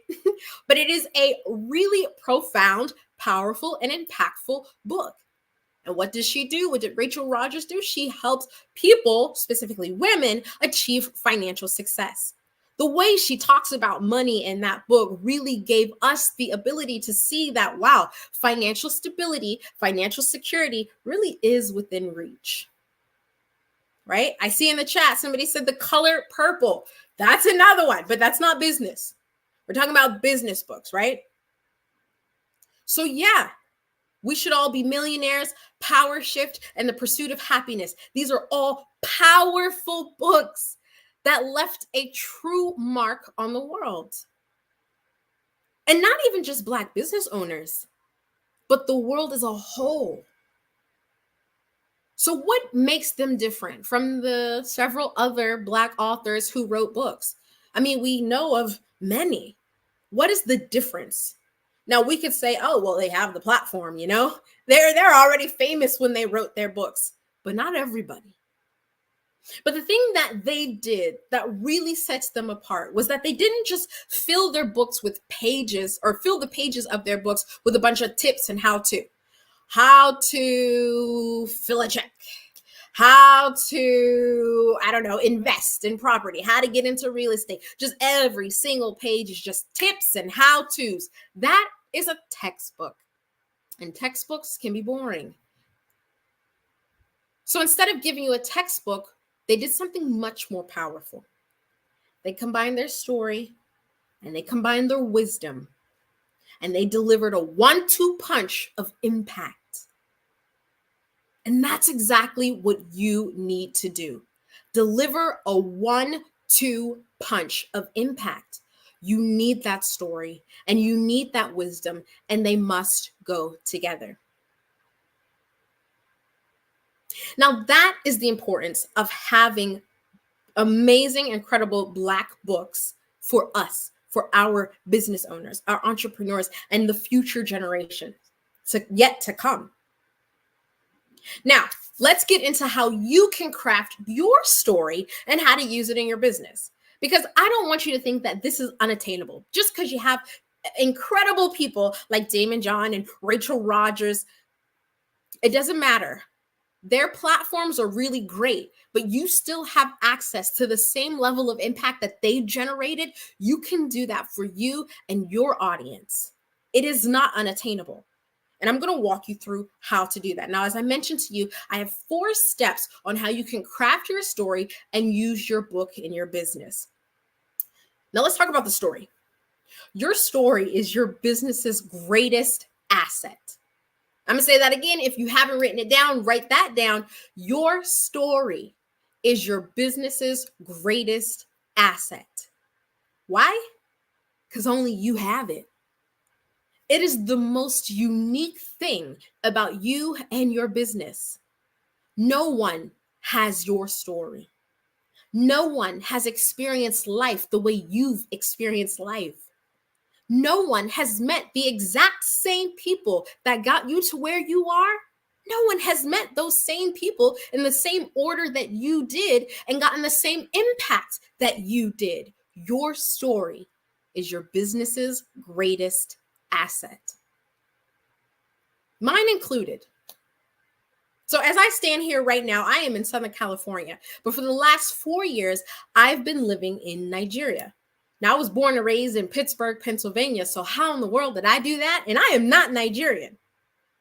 Well, here's what happened. See, when I was at home, living with my parents and doing the best that I can to survive in a household that frankly was quite oppressive, I did my best to find a way to continue on. And so I did what most young adults do. I went online. As I got online, I found myself on a language exchange site. And that is where I met a guy from Nigeria. And it was kind of crazy. I was scared. You know, all the stereotypes are out there about Nigerians and scams and stuff like that. But you know, this guy looked incredible. And he was interested in me, so I was like, let's chat. And that's exactly what we did. Fast forward 5 years later, he and I were chatting back and forth in secret. No one knew. We kept it a secret. And then at the end of those 5 years, I told him, you know, let me just come and see you in person. He said, okay. And I said, all right. So I hopped on a flight and I flew to Nigeria just to see if we would click in person. When I got there, he proposed to me. The same day that I arrived, he had dropped down to one knee and asked me to be his wife. And I said, yes. We got married 3 months later, and I had never left until just a few weeks ago. While I was in Nigeria, I had to discover myself because living at home in that house, I had no idea who I was, no idea what I wanted. And my only form of escape was by reading stories online. Now, I did dabble in editing. I got a few mentors. I took a few courses, all in secret at night while the house was sleeping.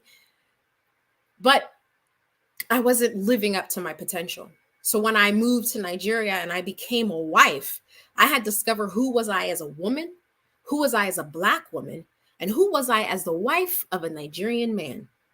It was difficult, but I found out who I was. And I realized that my craft of being able to tell stories and being able to unlock stories for other people could take me pretty far. And that's how I formed my company, Mystique Rose Publishing. And it was through that company that allowed me to work with over 100 authors from all around the world. And I was able to train them how to unlock their stories, take their wisdom, put it into a book, and then leverage that book in their business to expand their thought leadership. That's how I realized that my story was my greatest asset, Anytime I step on stage and I tell that story, I realize that I have created a connection. See, now you watching this right now, you now know me. You see me. That authenticity and that real relationship that I have just created between you and it is there. And it's unshakable. And I want you to be able to do the same thing with your story. Using your story and using your expertise, I want you to create that unshakable relationship between you and whoever you meet, whether you meet in person or virtually like we're meeting right now. Use your story. Now, the other thing that I was able to do while in Nigeria is I learned the business of independent publishing, high-end independent publishing. And that's how I wrote my book, The CEO Author. And I'll explain that in a second. But upon release of that book, I was able to earn $30,000 in revenue from that one book. Sounds crazy, I know, but I'm going to explain exactly how I did that and how you can do the same thing.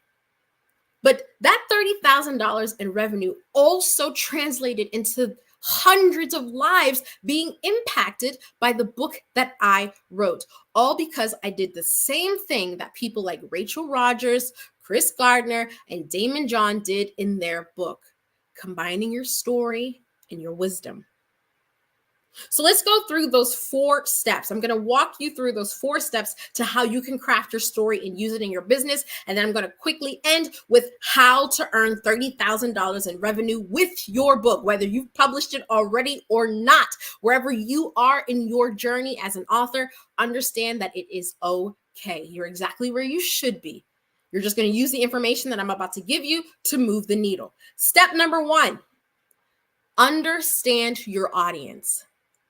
The funny thing is, people write books thinking it is about them and only them. Well, the fact of the matter is, whether you like it or not, your book is never about you. Even if you share your story, it's not about what you get out of it.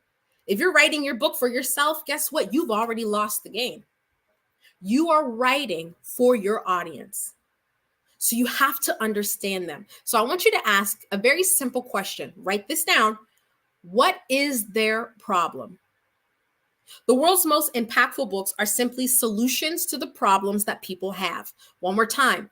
The world's most impactful books are simply solutions to the problems that people have. If you can get clear on what that problem is, you'll be able to touch the reader right where they need you to. You'll be able to reach them exactly where they need to be reached. So what is their problem? What is it that they're struggling with? And you want to make sure that that problem is potent, present, and painful. The 3 Ps are absolutely essential. If you can make sure that the problem is potent, present, and painful, you'll be able to address that and give them exactly what they need. So that's step number 1. Understand your audience. What is their problem? Step number 2, think of a personal story that you have where you experienced a problem that's similar to theirs. So when we talk about writing a book and sharing your story has to have a purpose. Or as Les Brown says it, every story has a point and every point has a story. You need to make sure that your story has a point. Why are you sharing this? Well, the best way to know that is to say, does this story speak to the problem that my readers are having? So I'm sure that in your area of expertise and the people that you are helping, you've probably experienced something similar to what they have experienced, right? So find that story. Go back, do what you got to do. Go through the journals that you wrote, go through the pictures and the text messages, dig through your life and find that story that speaks to the problems that your readers are having. That's step 2. Step 3, present the solution. When you know what your readers are dealing with, when that problem is clear as day for you, remember, you're the expert. You have the solution to that problem. Your job is to present it to them. Give them the solution that they're looking for. Solve that problem for them. So how do you do that? One of the easiest ways to present a solution is by creating a framework. It's always easy because your readers will be able to follow it without a problem. For example, I just told you the 3 Ps, the 3P problem: painful, present, and potent. That is a framework that I can use to help my readers who are struggling with finding problems, right? So you can create a framework out of the knowledge that you have and present it to your readers. I love frameworks, whether they're alliterative, like the 3 Ps, or maybe they're an acronym. I worked with a client, their acronym was NAILS. She's a nail technician, and she wrote a book about how to start a nail business for private or individual nail technicians. And she used the acronym NAILS, NAILS. My TEDx coach, Elaine Powell, she uses the THINK methodology. It is a framework that she uses to help people get inside their heads, get out of their heads, get into the heads of their audience and really speak to them. That THINK methodology is something that is easy for her clients, including me, to remember. So create your framework and present the solution. And then number 4, combine them both in the book. You have your personal story that speaks to the problems that your readers have. You have the solution, right? The solution is your area of expertise. You have that framework. Put them together in a book, and you get that 1-2 punch of impact. Your readers are going to have everything they need to do 3 things. Number 1, understand the knowledge that you are giving them. Number 2, have that knowledge stick with them. And number 3, see you as the go-to expert. Boom. Talk about growing your business. When people can really see your expertise in action, you are always and forever credible to them. They are never going to question your expertise because you've proven to them that you truly are an expert. And that's what the book is all about. So let's quickly go through those steps one more time. Step 1, understand your audience. What's the problem? Step 2, get your story that relates to that problem. Step 3, present the solution, create your framework. And step 4, combine them both in a book. That's how you craft your story. Now let's talk about using it in a business, right? Because at the end of the day, we need money, right? So here's how we do that. How did I earn $30,000 in revenue? Believe it or not, ladies and gentlemen, I'm going to say something that sounds really crazy, but trust me, there are over 13 ways to monetize your book. 13 ways to monetize your book. Now, the best way that I monetized my book that got me $30,000 in revenue. Well, first thing I had to do was realize a very simple fact. Every person who reads my book should become a client. There is not a single person on this planet that should read my book and walk away with not having worked with me. It needs to be the same for you. If you write a book for your business, every person who reads your book should become a client. They should work with you in one capacity or another. Right? That's going to help you increase your revenue, not just from book sales, but from new clients, from new business, from the referrals, the whole shebang. There are 13 ways to monetize your book, and understand that your book is not just a simple product. Your book is an asset for your business.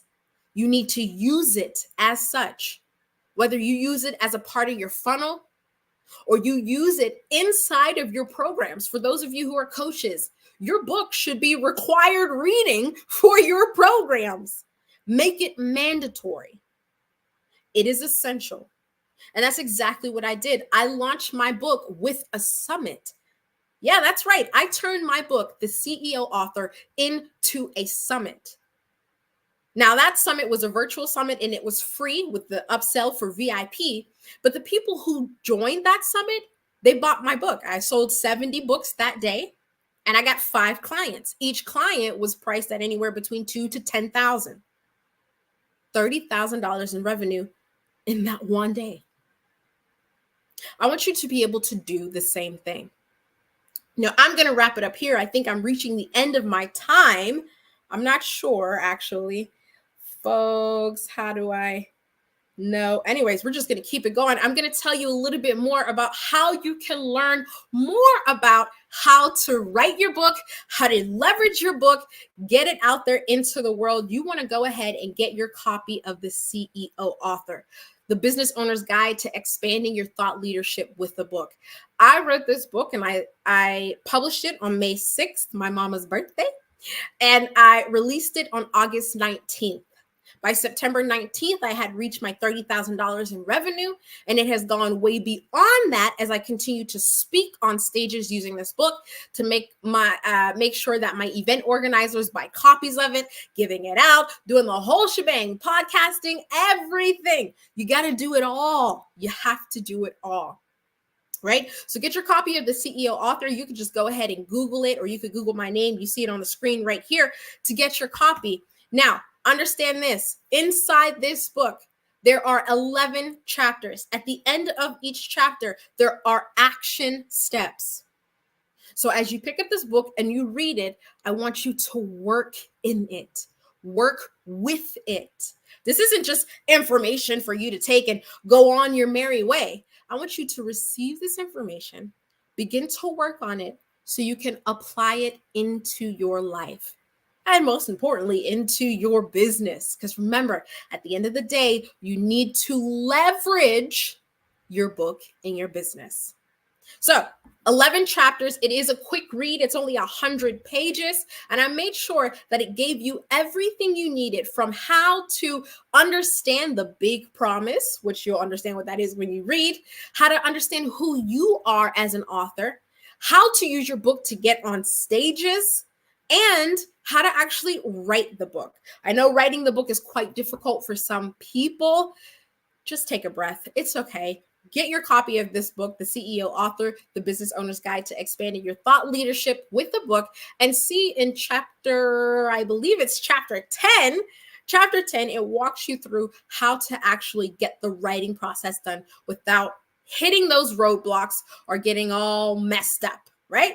So I'm going to leave it there. Thank you guys so much for watching. Again, my name is Portia Mystique Steele, independent book publishing expert, TEDx speaker, CEO of Mystique Rose Publishing Services. If you want to reach me, you can always text me. Yeah, just shoot me a text. My number is 901-205-9804. Or you could reach me on Instagram, LinkedIn, Facebook, the whole shebang at Portia Mystique, or you go to my website at www.portiasteele.com. We are still live, so I'm just going to keep winging this. I believe I should be rounding up. And I'm just going to double check. Anyways, you guys are still with me. Listen, I'm going to give you a challenge since we're here, right? We just got to do what we got to do. You and I, we are still together, so I'm going to challenge you to do something. You ready? If you're scared, don't be. It's not a big deal. All right, listen. Here's what I want you to do. I want you to find me on LinkedIn. My name is Portia Mystique Steele. Just go ahead, type this in, put it on LinkedIn. Then I want you to send me a DM, a direct message of where you are in your author's journey, and then answer this question. What problems do your readers have? Remember, that is the big one. What problems do your readers have? It is essential. It is important. If you can't get clear on that problem, you're kind of shooting yourself in the foot. You won't be able to get to that next level.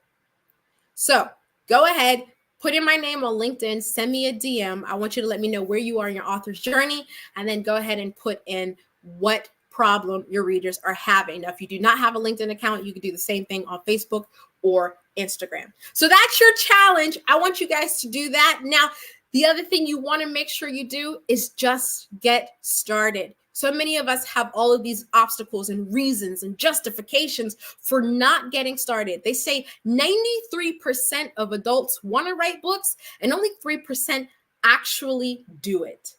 How crazy is that? 93% want to write books and only 3% actually do it. That's because we give ourselves reasons to not do something. We say, oh, well, I wanted to, but. Oh, well, I was going to, but.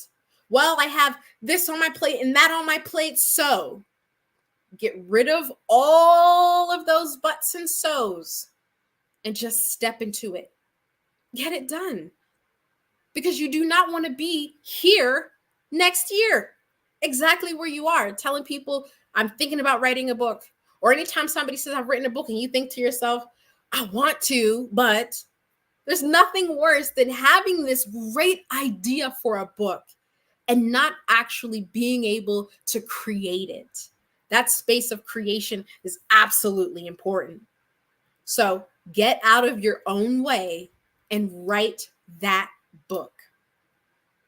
All right, so I'm pretty sure I'm done. Or I think we're going over time. Yay, Damo, hi. Hey, thank you so much for coming on the Black Business Network and sharing your expertise. You were amazing. Thank you. That was so fun. And one more time, can you let people know where they can find you? Yeah, you can find me on Instagram, Facebook, LinkedIn, at Portia Mystique. Just spell it like it's spelled on the screen here. Or you can just go to portiasteele.com. All of my socials are there. Awesome. Thank you again so much for coming on Black Business Network. And as always, genius is coming, and I'll see you on the other side. Bye. Bye. Thank you, everyone, for tuning in. We definitely do appreciate it. Every dollar counts. So we want to remind you to donate to the Scholarship Fund. We want to thank all of our Black Business Expo USA sponsors for February 2024. And they are NC100, Moody Capital Partners, Suede Soul, Lotus Richey Coaching and Training, The Hello LLC, Carolina, Virginia Minority Supplier Development Council, Step Management, Barbara H. Smith LLC, Margie McLean Foundation Incorporated, Genius is Common, 5-Star BDM Media, Earth Essentials, Mullane Shawnee Global, Executive Women's Success Institute, The Quality Coaching Company, Superwoman Business Services, Creative Force Studios, Lee Entertainment, Artistic App Design, and Black Business Expo USA. Again, thank you guys so much for tuning in to the Black Business Expo. And as always, genius is coming, and I'll see you on the other side.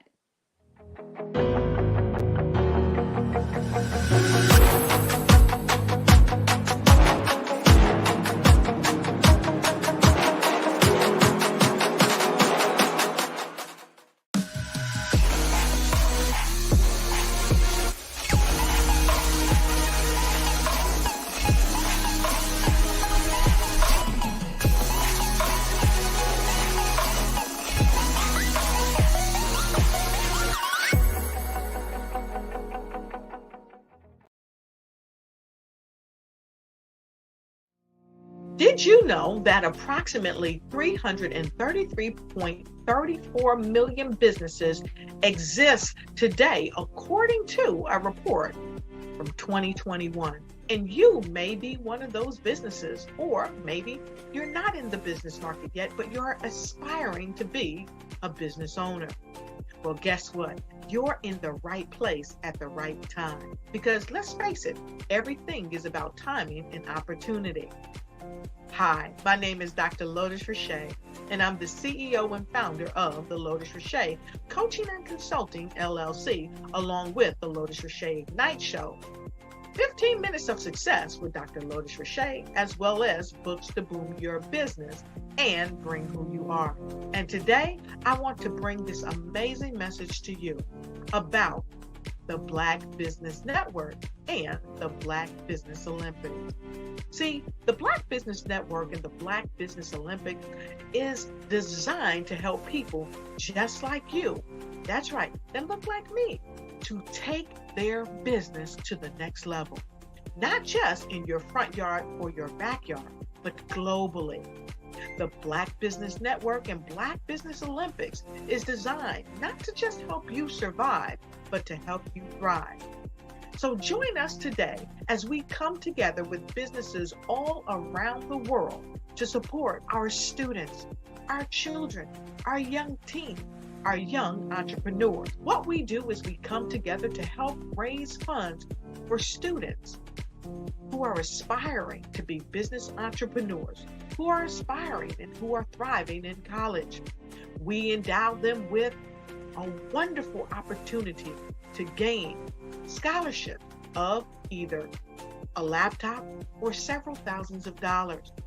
And we invite you to help be a contributor to this amazing opportunity to help someone that looks just like you. So join us today at our website and let us connect with you and help you ignite and take flight in every area of your life on the Black Business Network and the Black Business Olympics. I'll see you on the other side.